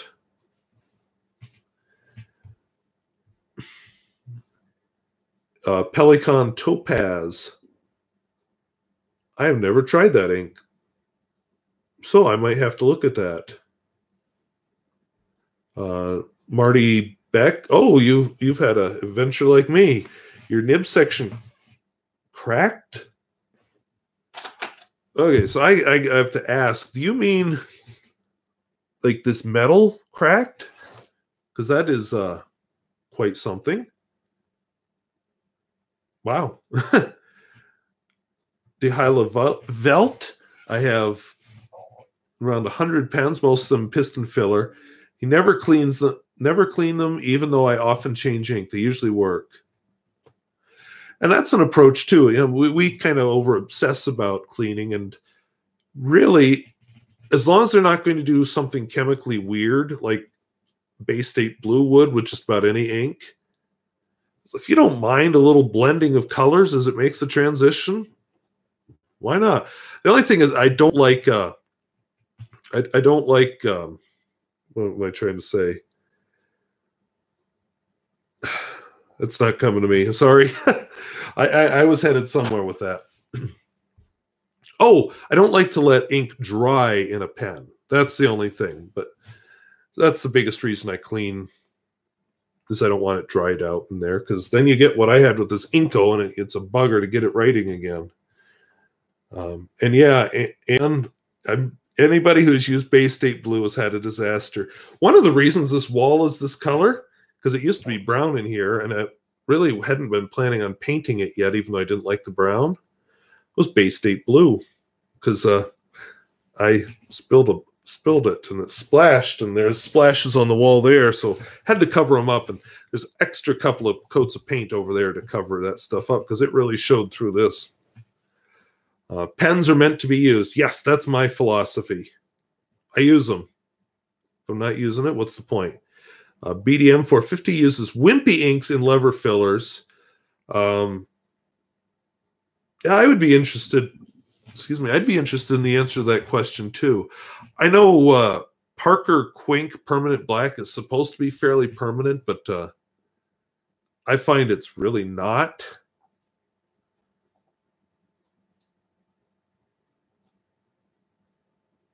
Yeah, and JJ Matzek uses Bay State Blue in a lever filler with no problem. Just like you say, don't use anything that's not Bay State Blue, because they're chemically incompatible. I experimented a little with this, and yeah, you make some interesting sludge with just about any ink you mix with Bay State Blue. And I guess the other Bay State inks are kind of the same way. And it does not eat the feed or sac. Yeah, I think the feeds that were eaten by the Noodler's inks, that was a bad batch of feeds from what I understand. And I think sacs are kind of the same way. I just don't want to do that. Ink colors, yeah. It is kind of amazing. I feel a little gross when I look at how many different bottles of ink I actually own. Who needs that many? But yet I have them, and I occasionally buy more. I actually got 2 bottles as a gift from a viewer. Since he is on here, he hasn't said whether he wants to be identified. So they're here. I've been using them. I do have a thank you letter that I need to write and get mailed. I have a whole bunch of letters over here I need to mail, actually. Norissima doesn't clean pens very often, but they still write. Yeah, I think we're... I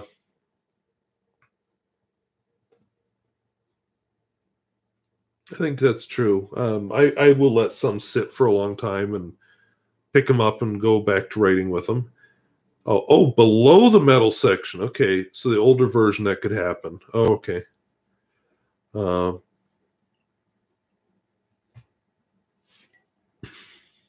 It's not the ink, it's the slippery bottles. Yeah, that's always fun.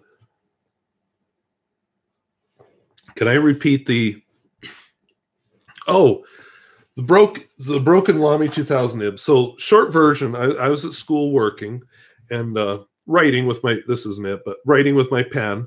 And then I capped it like this without actually putting the cap on. Set it on my desk, turned to grab a paper off my bookshelf. And my sleeve caught the pen as I was turning, knocked it onto the floor, and the cap fell off, and the pen went, ooh, crunch, right on the nib. So, yeah, I had to find a new nib for it, which was sad because I love that pen. Let's see, Quink falls under slightly water resistant. Okay. And Jerry, oh, hey, I've got a letter I'm working on for you. I think I'm on its last page right now. But yeah, I saw his review for that Ursat's Lamy 2000. I ordered one. I'm waiting for it to get here. It's interesting. When a piston filler dries up, just pull water. Yeah, if it'll work. This one had so much ink dried in it that there was no pulling anything. That's my big fear. Anti-feather blue to Dallas Pen Show. Is that the same thing as like Noodler's X Feather, or is this a totally different ink?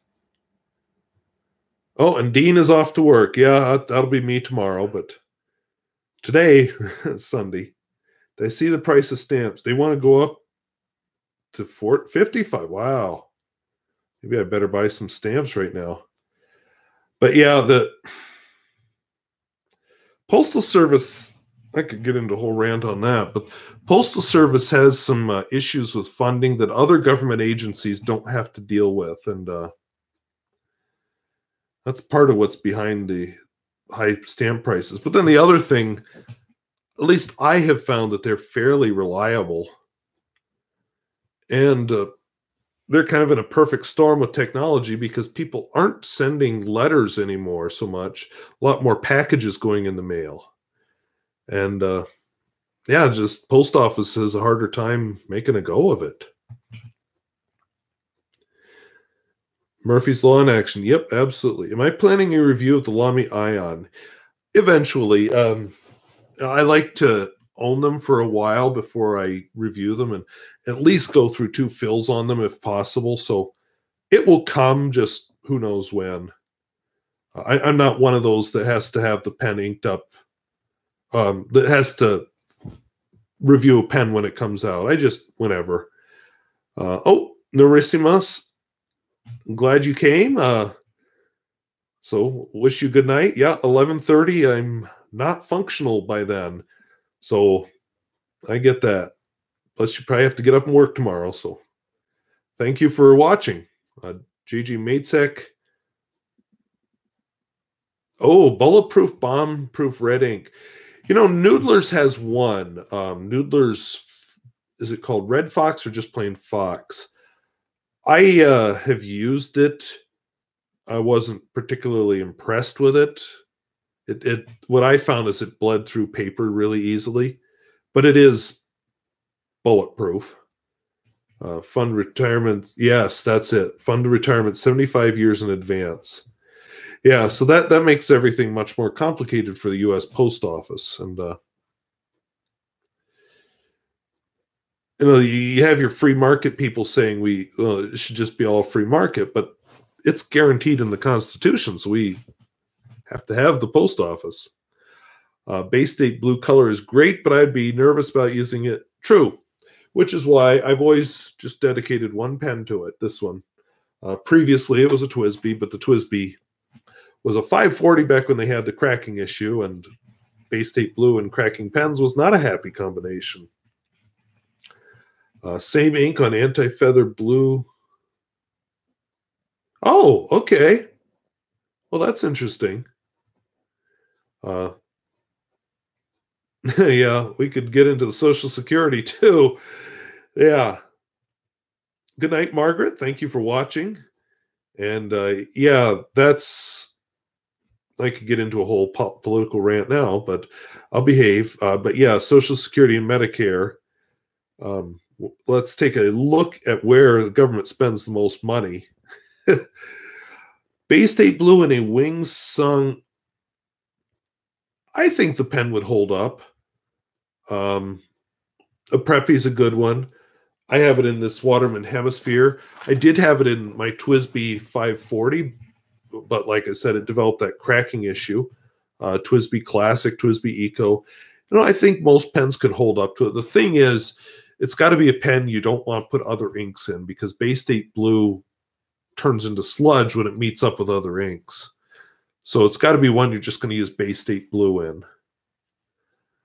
Let's see. Oh, good, Marty. I'm glad you're liking the Lamy Black. I used Noodler's Black for quite a while, but I think Lamy Black was just a better ink for me overall. Dries faster. That's a big one. It's not bulletproof the way Noodler's Black is, but on the whole, I think it was an improvement for me also. Oh, Canadian Postal Service is going on strike. Now I'm just thinking of Canada. I remember up in Brandon, Manitoba, there used to be a post office. It was inside of a pharmacy. I feel like there's something about Canadian Post Office not quite like United States. Is it? Do they don't? No, I don't know. I guess I don't know, so I'm not going to say. So no comments on Canadian Postal Service because I don't know enough to comment on them. Yes, Jan, that is definitely true. Rural America would be gone. And what's scary is a lot of the people that live in the rural areas, because I'm surrounded by them, would be all for the free market. Well, they don't get that this internet is here in part because of the government. Their telephone, their paved roads, their water, they just don't make that connection. So, yeah, I got into politics. Waldman Black. You know, I've seen that for sale. I know nothing about it. Yeah, and free market only works if you have a large market to sell what you're producing. Yeah. Check post works regularly. Okay, they go on strike too. Heart of Darkness. I have used Heart of Darkness. I for a long time I was using it in my Pilot Custom 823 because the Noodler's Black actually was just viscous enough that air bubble, I don't have it here, but air bubbles would form at the top of the feed and they wouldn't go up the pen. They just stay there and then it would quit writing. So yeah, that's when I got into Heart of Darkness. And it's faster drying than the Noodler's Black. I also found it soaked into paper more and bled through more, which I didn't like as much. And that's part of how I ended up with Lamy Black, because it dries quickly, doesn't soak through the paper. It's just been better for me. Oh, the 3008. I've read that about or heard that. Maybe it was you that mentioned that about the rusting. Yeah, and that's good explanation about the galvanized screws instead of stainless steel. They have to be stainless steel. Galvanized will work for a short time, but not with the constant exposure to moisture like you have in a pen cap. So 2 weeks to transport your parcel from one part of Prague to another. Otherwise, great service. Okay. Yeah, they should be able to move it faster across the city than that. Dea Trementis Document Black. You know, I have never tried Dea Trementis Black. You're the second person now to recommend a Dea Trementis to me, so I might have to look into that. I know they're very waterproof. The only thing with Dea Trementis, some of their inks tend to also kind of feather and bleed through the paper very easily. So I guess I'd have to buy a sample first to see how well I like it. And check post on a permanent strike. And sounds like you're having concert ticket problems. Yeah, it's trying to think of, you don't hear much about strikes, the US Postal Service.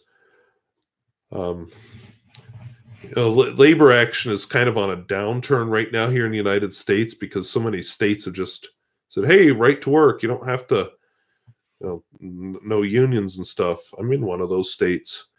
But interestingly, even in those states, there has been labor action. The teacher strikes last spring were interesting.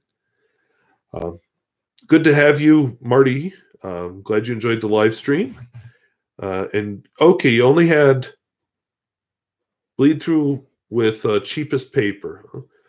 And you know, that's a interesting thing too. Because with Noodler's, I find his inks vary from bottle to bottle to the point that that's part of why I started to switch away from Noodler's Black. To the point that it's almost like a different ink if you switch bottles. Okay, so Postal Service is prohibited from striking by law. Interesting. I did not know that. It's also interesting when they go on strike anyway. And then what do you do? President Reagan was with flight controllers. I guess he brought in other people to fill those jobs, but can't always do that. Sailor Kiwaguro ink if I need something permanent. Yes, expensive is right. I looked at that. I did buy a sample. I like the platinum carbon black. That's what I use if I need something permanent. Now that Sailor was just too expensive for my tastes.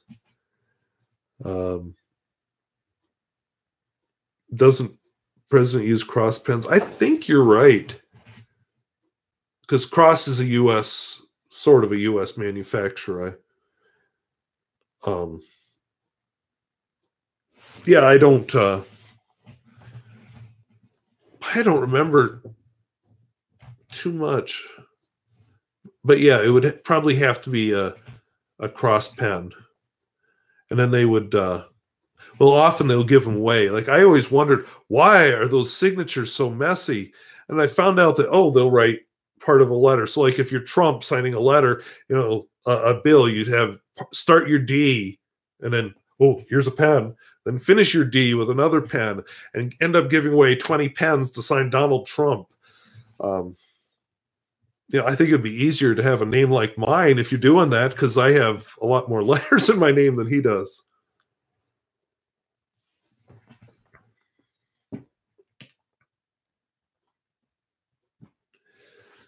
So Cross porous point pen.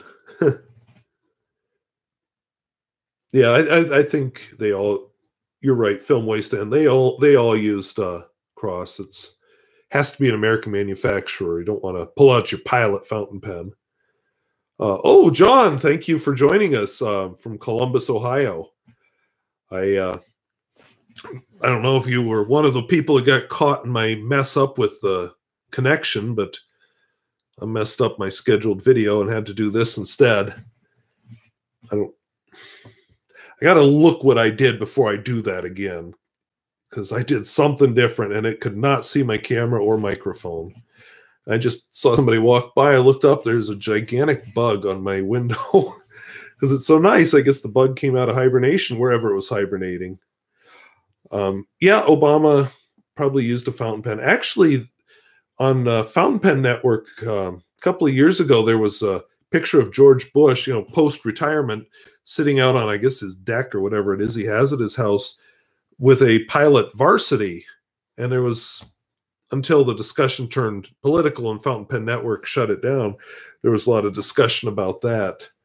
So I think there's more of us out there than we think. A lot of people they'll buy a fountain pen and they use it, and they don't get strangely obsessed the way some of us do with fountain pens. Yeah, dozens of pens every time the bill is signed into that. It's just crazy to, I guess, it's a pen, but I don't know. I guess I don't get so attached to things. Oh, that's interesting that white Kaweco Sport. White's not my favorite color, but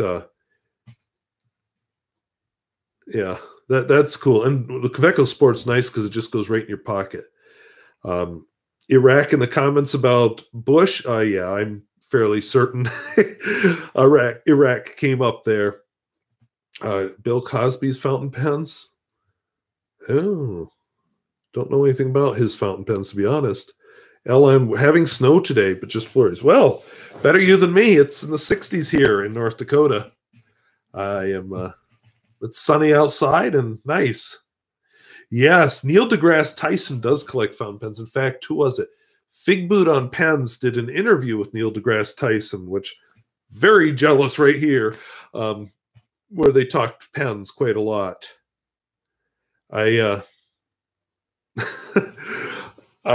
don't know that I will ever get that kind of opportunity, and I'm not sure how he got that kind of opportunity, but he must have better contacts than I do.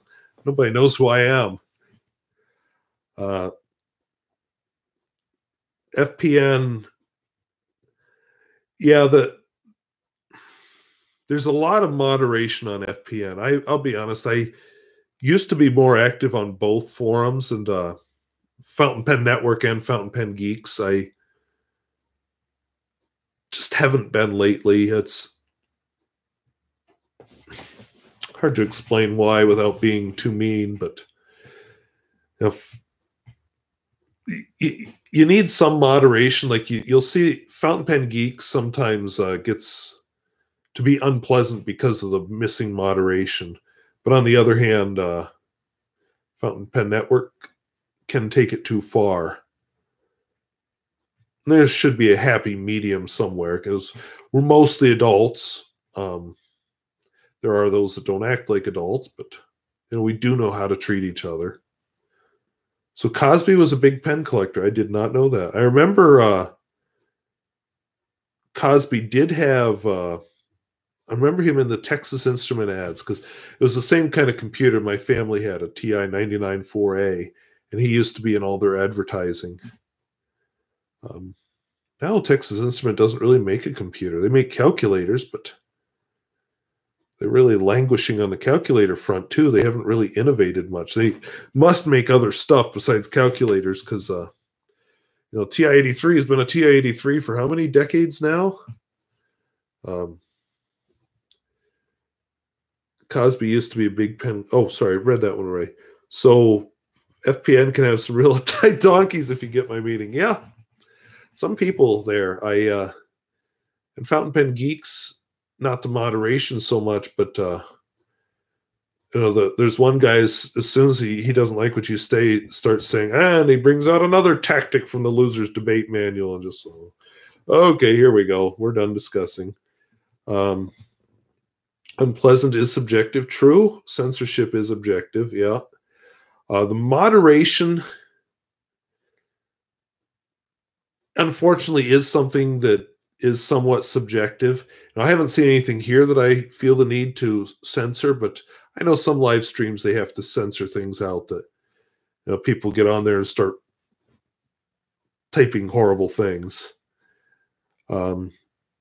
Cosby went on Letterman with a few of his pens. Okay, I might have to look for that. But I lost a lot of interest in that man, to be honest. Used to watch the Cosby Show when I was a kid, but I'd have a hard time watching reruns of it now that I know more about him.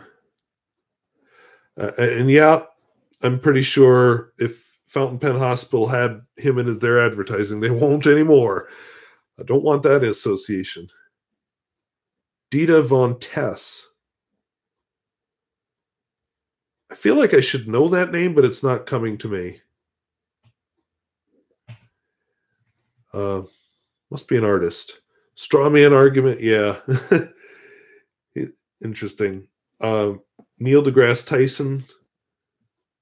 Oh, especially if I schmooze about fountain pens or STEM. Yeah, I'm a science teacher. I'm a physics guy. STEM, I do have a STEM class. Here, Neil deGrasse Tyson, you want to meet my robot? I have to try that next time I'm in his area. Well, actually, this coming summer, I am hoping to get back to Pennsylvania to visit my parents. So hopefully I don't run into any stink bugs while I'm there. I'll find out. Maybe they've been keeping something from me. But yeah, my brother want to visit him too while I'm there. He lives in New York State. And I feel like I should try to meet up with a couple of people I know there. We'll see. Dita Von Tess. So, okay, so it's nothing bad. I don't know Dita Von Tess. Okay. Will I fly or drive when I go? I will fly. I cannot. I used to drive first couple of times, but 3 days out, 3 days back. Plus, I'm exhausted, and I just decided, oh no. I decided just to fly from now on. Rent a car when I get there. I was a lot happier flying. Next live stream. Yeah, I had somebody actually saying that I should. There was another reviewer, Larry Baronas, actually wanted to do some kind of a video thing together, and I never worked out how to do the technology with it, and I wasn't sure how well it would work anyway. But yeah, that might be kind of fun. Who are we playing next? We will be playing Velva next Saturday. It'll be another playoff, regional playoff to get into state playoffs. Velva is a very tough team. We actually used to play them when I taught in another school, and they always beat us. They're very good, and their coach is very experienced. After that, if we win that game, then we go on. We have, for some reason, I don't understand the whole football thing, how it works. I don't really understand the game either. But then we'll be playing one more playoff game in Langdon, North Dakota. Don't know who we're playing it. May not even be Langdon, so I don't get that at all. And Langdon, of all places, I mean, it's such a random place. And then we'd be in the state playoffs in Fargo after that. FaceTime with Neil deGrasse Tyson for my science class. Yeah, that would be fun. Might get one or two people upset, but overall, I think that would be fun. Am I interested in philosophy? A little bit. Learning more about it as I get older. I've had more respect for it since I've been older. And the more I learn about it, the more I'm discovering I don't know. Because a lot of stuff you just kind of assume, and then you discover, oh, yeah, you really don't know that. And when I get into politics, yeah, some people like the politics, some don't. Often the ones who don't like it don't agree with the politics, or some people see it as intruding on what's supposed to be their peaceful time. But yeah, I have a lot of political opinions. Get me started sometime. Does Bill got... Oops, I missed a line. I just wanted to seize the... Oh, you're welcome. I'm glad you're enjoying it. Does Bill Nye like fountain pens? I don't know. He should. He's got a bow tie, so he should like fountain pens. American football, yeah.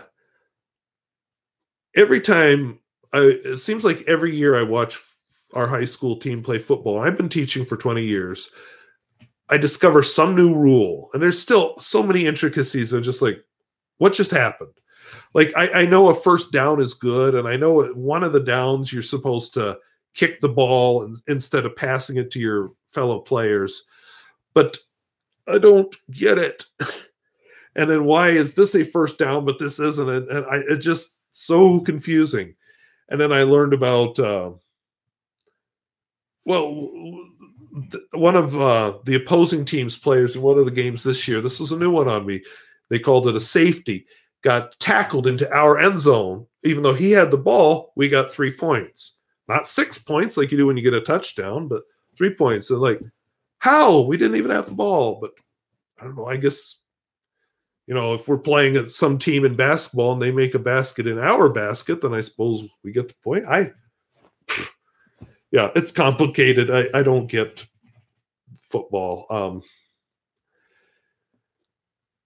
And the more I've read about brain injuries and things, or have seen, like, one of my freshman students, I asked him, well, don't you play football? Because I knew he'd played in junior high, and he says, not anymore. I've had too many concussions. It's just like, oh, that's scary.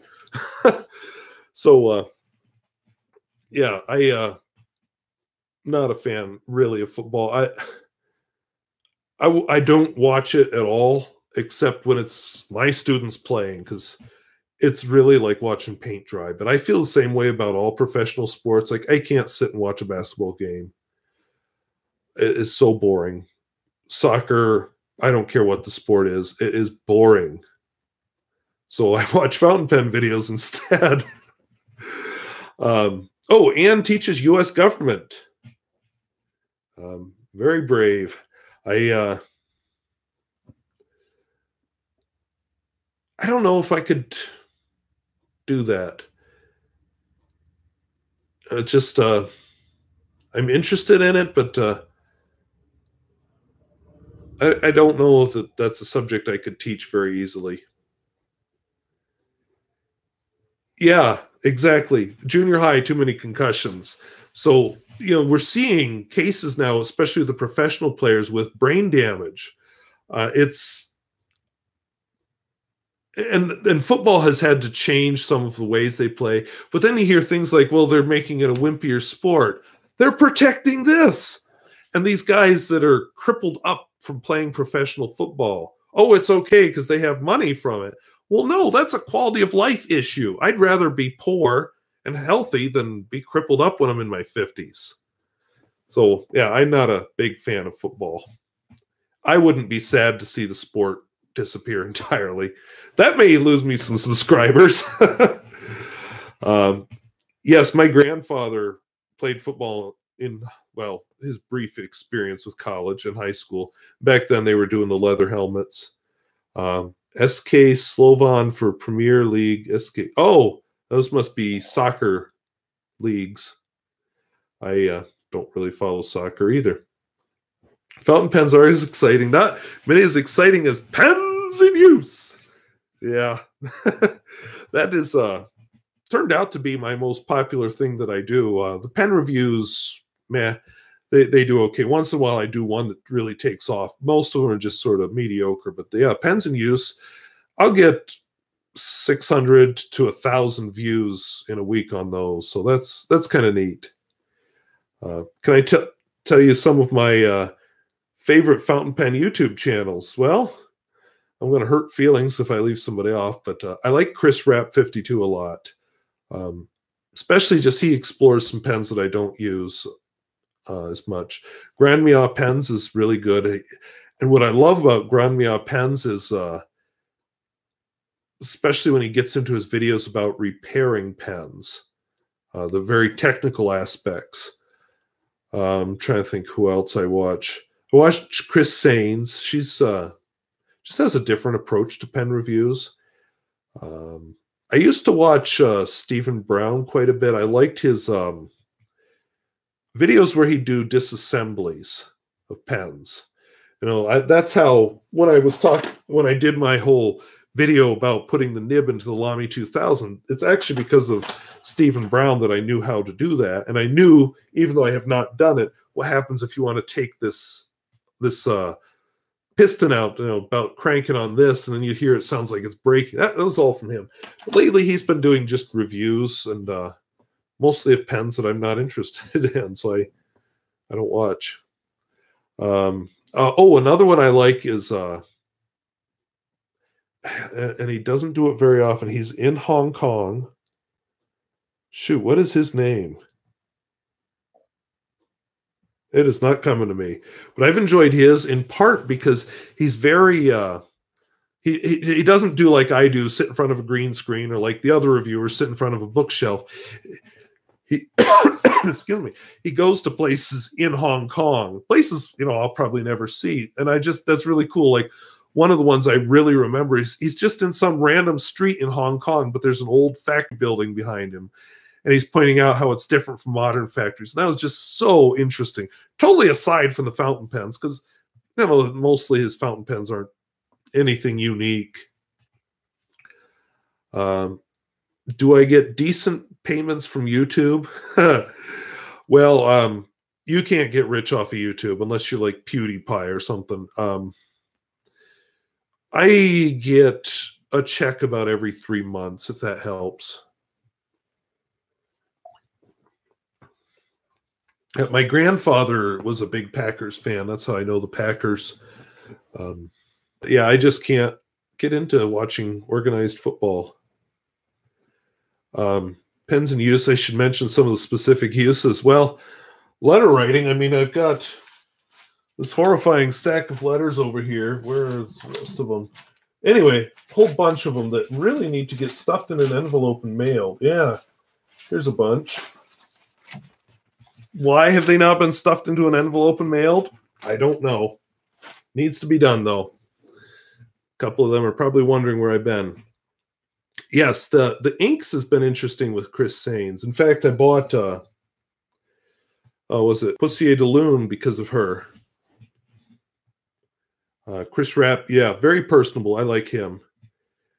And, yeah, Stephen Brown has been doing it for a long time. And I think he was still in grad school when he started doing it.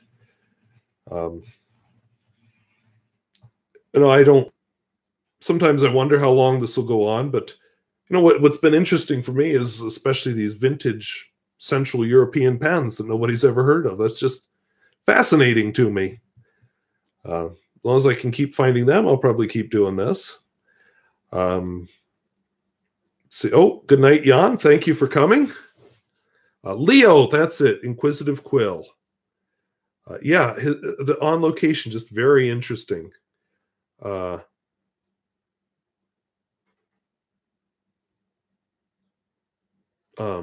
had something I was going to say with that, and it's gone.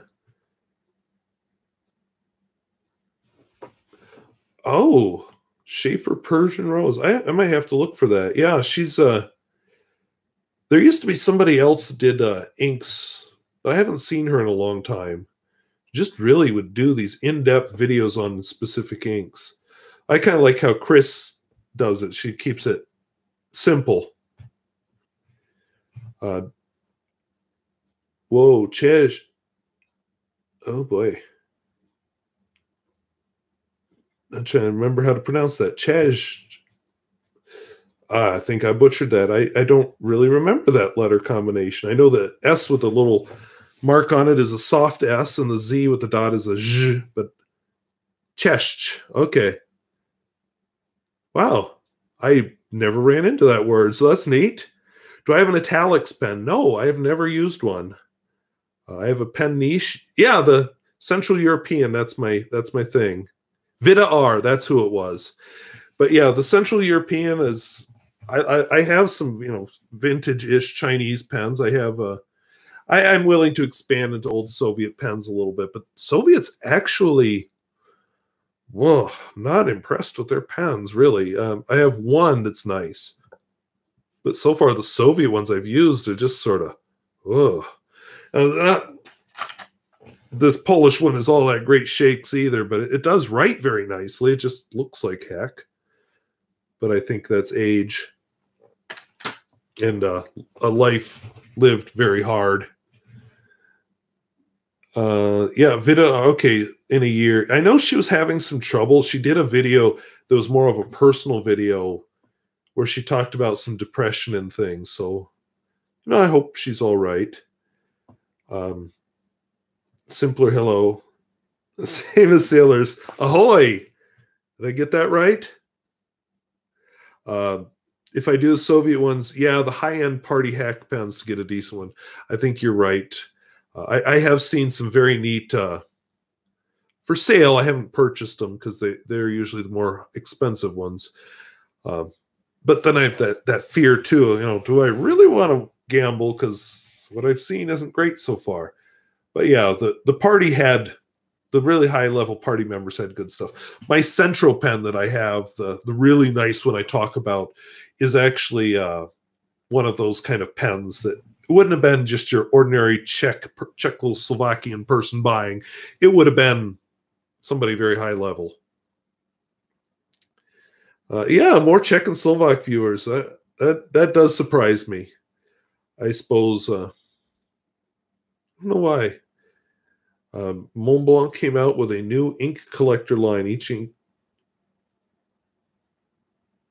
$71 on 50 milliliters. Okay, definitely would draw the line there. Maybe I would buy. I probably wouldn't, but I might consider a bottle. But it's better be a nice looking ink.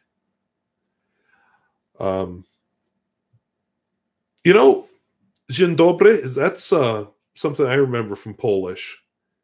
Dobry dzień, I think the Russians say that too. Get mad because Montblanc. Huh.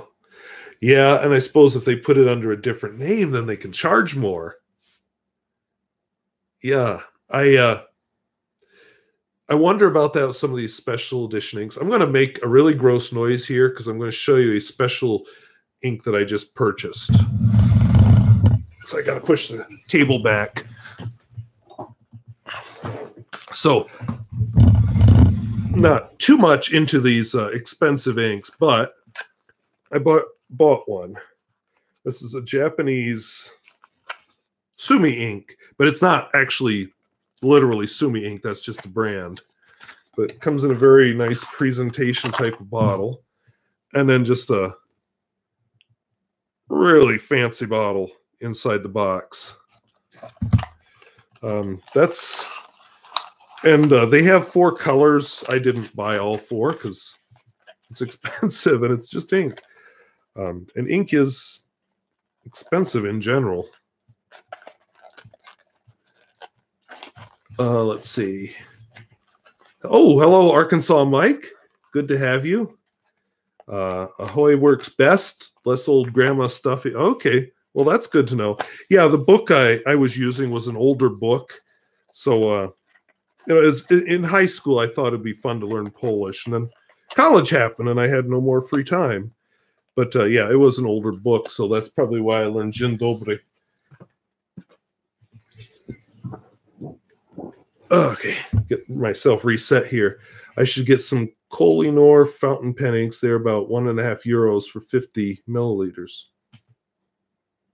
I've heard of them. I don't know if I've seen any for sale, but I have seen them, or I've heard of them. Traveling in the Czech Republic, my Polish friend was better able to communicate in Polish than you were in English. Yeah, I don't know much about the Czech Republic. But yeah, I know some countries, everybody speaks English, and you go to other countries and what is this language you're speaking? I am one of the 1,000 owners of that ink. And you bought yours because the bottle, same as me. That's funny. You'll send me black Kohinoor because, okay, that'll be interesting. Yeah, that's one thing I found when I've done live streams. I say something stupid and I'm like, oops, I can't go back and fix it. Oh, it's a joke. Okay, whoops. So Polish is considered like Slovak, spoken by a very young child. Okay. See, I wouldn't know that because I'm not from the area. Yeah, now Czech and Slovak, doesn't one of them use the Cyrillic alphabet and the other one uses the Roman alphabet? I feel like, and I know the grammars are similar because they're all Slavic languages. All the very complicated case system and everything. Who makes that ink? Sumi, or is it from Sailor? No, I'm not sure. It's not like the typical Sailor bottle and doesn't have the Sailor smell. I guess I'd have to look again. It's on Van S Pens, is where I found it. Czechs and Poles have a rivalry. Yeah, it's possible. Oh, they both use Latin. I must be thinking of someone else. Trying to think what other languages there are there that might use the Cyrillic alphabet. Does it have musk smell? This one is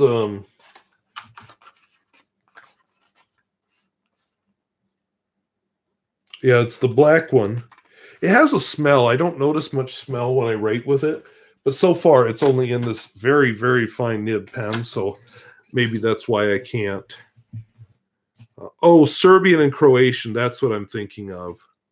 Yugoslavia, not Czechoslovakia.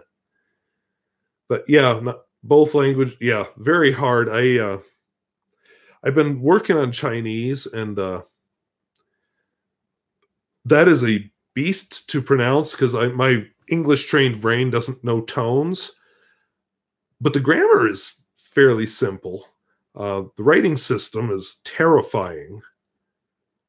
But yeah, the Slavic languages are difficult because they do things English language only has remnants of. Oh, I forgot about the Polish invasion of Slovakia, but you're right. Yeah, Poland is not totally innocent in history. Central pen. The piston is really stiff on the one you got. Mine actually was not stiff. It doesn't turn like a modern pen, but it's fairly straight. It turns fairly well. It may need lubricating. I think it comes apart by unscrewing it.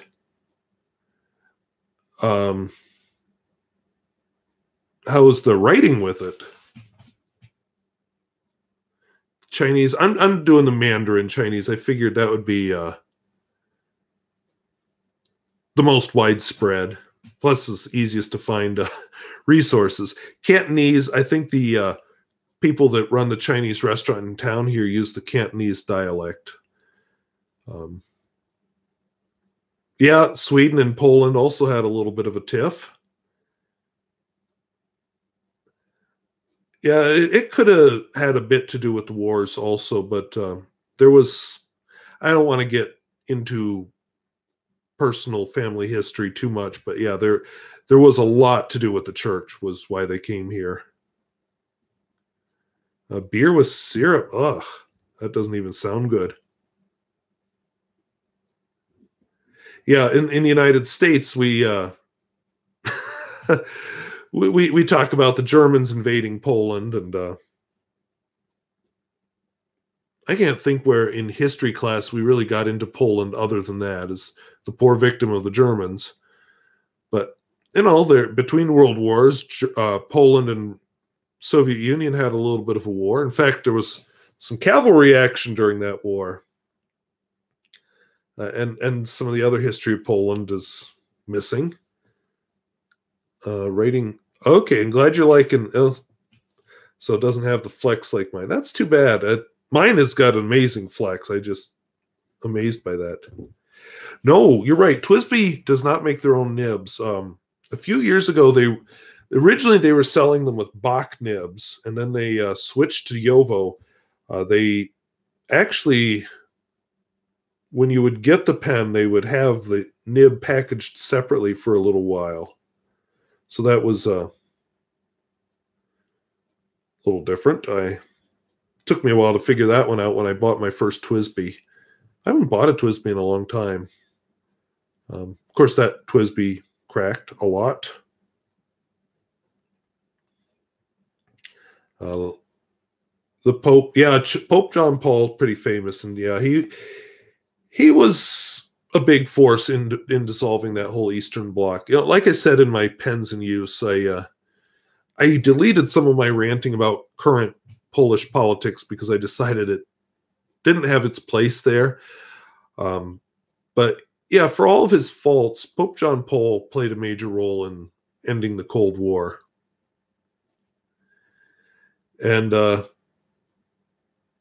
JJ Matzek, you are right. And a lot of people here in the United States do not know that about Poland.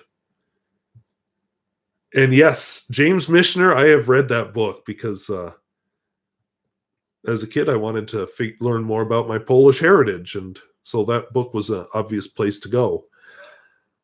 His books are quite something to read. And I haven't been in a hurry to read any of the others, but a lot of research, a lot of detail in them. Yeah, and that's another one about the Mongols. You don't hear too much in history about the Mongol invasion getting all the way to Europe. You hear about Genghis Khan, of course, and you hear about the Great Wall of China, but not much is said about them coming into Europe. I don't know why that's left out.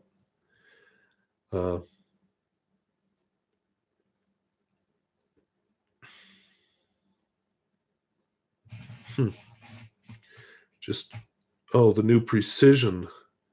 I used one of them for what? Oh, you live in Wrocław?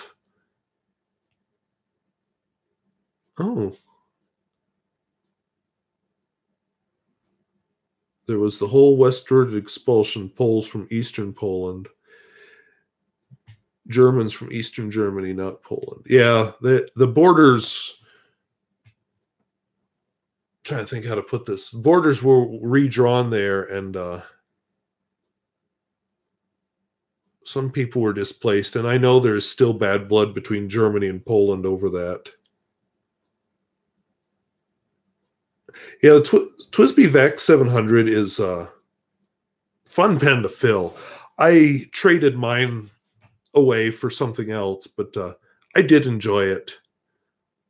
So goodbye, Jerry. Thank you for watching. Yeah, I'm going to have to run too because I've got schoolwork to do, or else my classroom will not be ready tomorrow because I started that cleaning project. I got to end it. Let's see, angry or confused? Yeah, I can see people get very personal. You know, it's your identity and how you think of yourself. Like if I woke up one morning and discover that, oh, by the way, you're actually Ukrainian. Even though I live in the United States, that would, and I'm very far removed from all that, that would kind of mess with my head a little. Austrians do not like the Czech. Okay. Wrocław. Okay, I really butchered that. Oh, good night, David. 11:10, definitely late for me.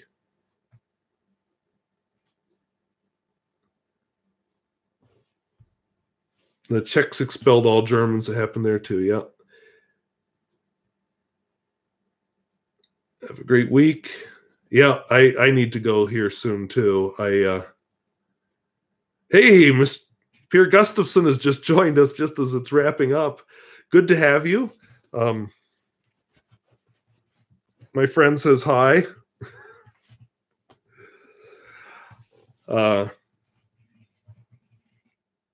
Oh, degree in history. No, there's nothing wrong with that. That's history is always very interesting. I didn't like it in high school, and it wasn't until college when I had a real historian for a teacher instead of a glorified coach that I found out the history actually can be interesting. Austrians only envious that we have a nuclear power plant. Okay. I'm trying to think. Can't think of a nuclear power plant in Austria. So probably, yeah, there isn't one. Each time they rattle the saber to make the Czechs and Slovaks. Okay.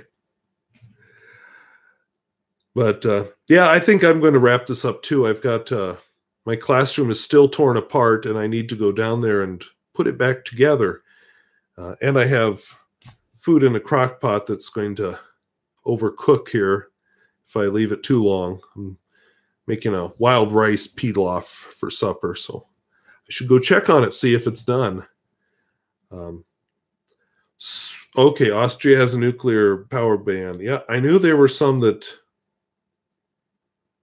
those in Europe.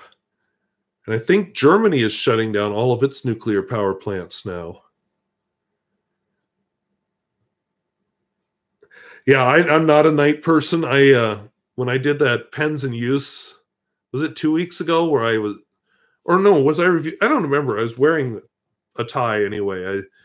It was so late at night, and I watched it the next day. I thought, wow, you look like you've had a couple too many drinks, and not of this stuff, of the hard stuff. But yeah, but I like to get up early. So anyway, I wanted to thank you all for watching and everybody stopping in, and I'm glad you all found me despite my whole debacle with the camera there on the original live stream. And I'll try to get that figured out for whenever I do the next time. So thank you all for watching, and good night or good morning wherever you are. We'll see you later. Bye-bye.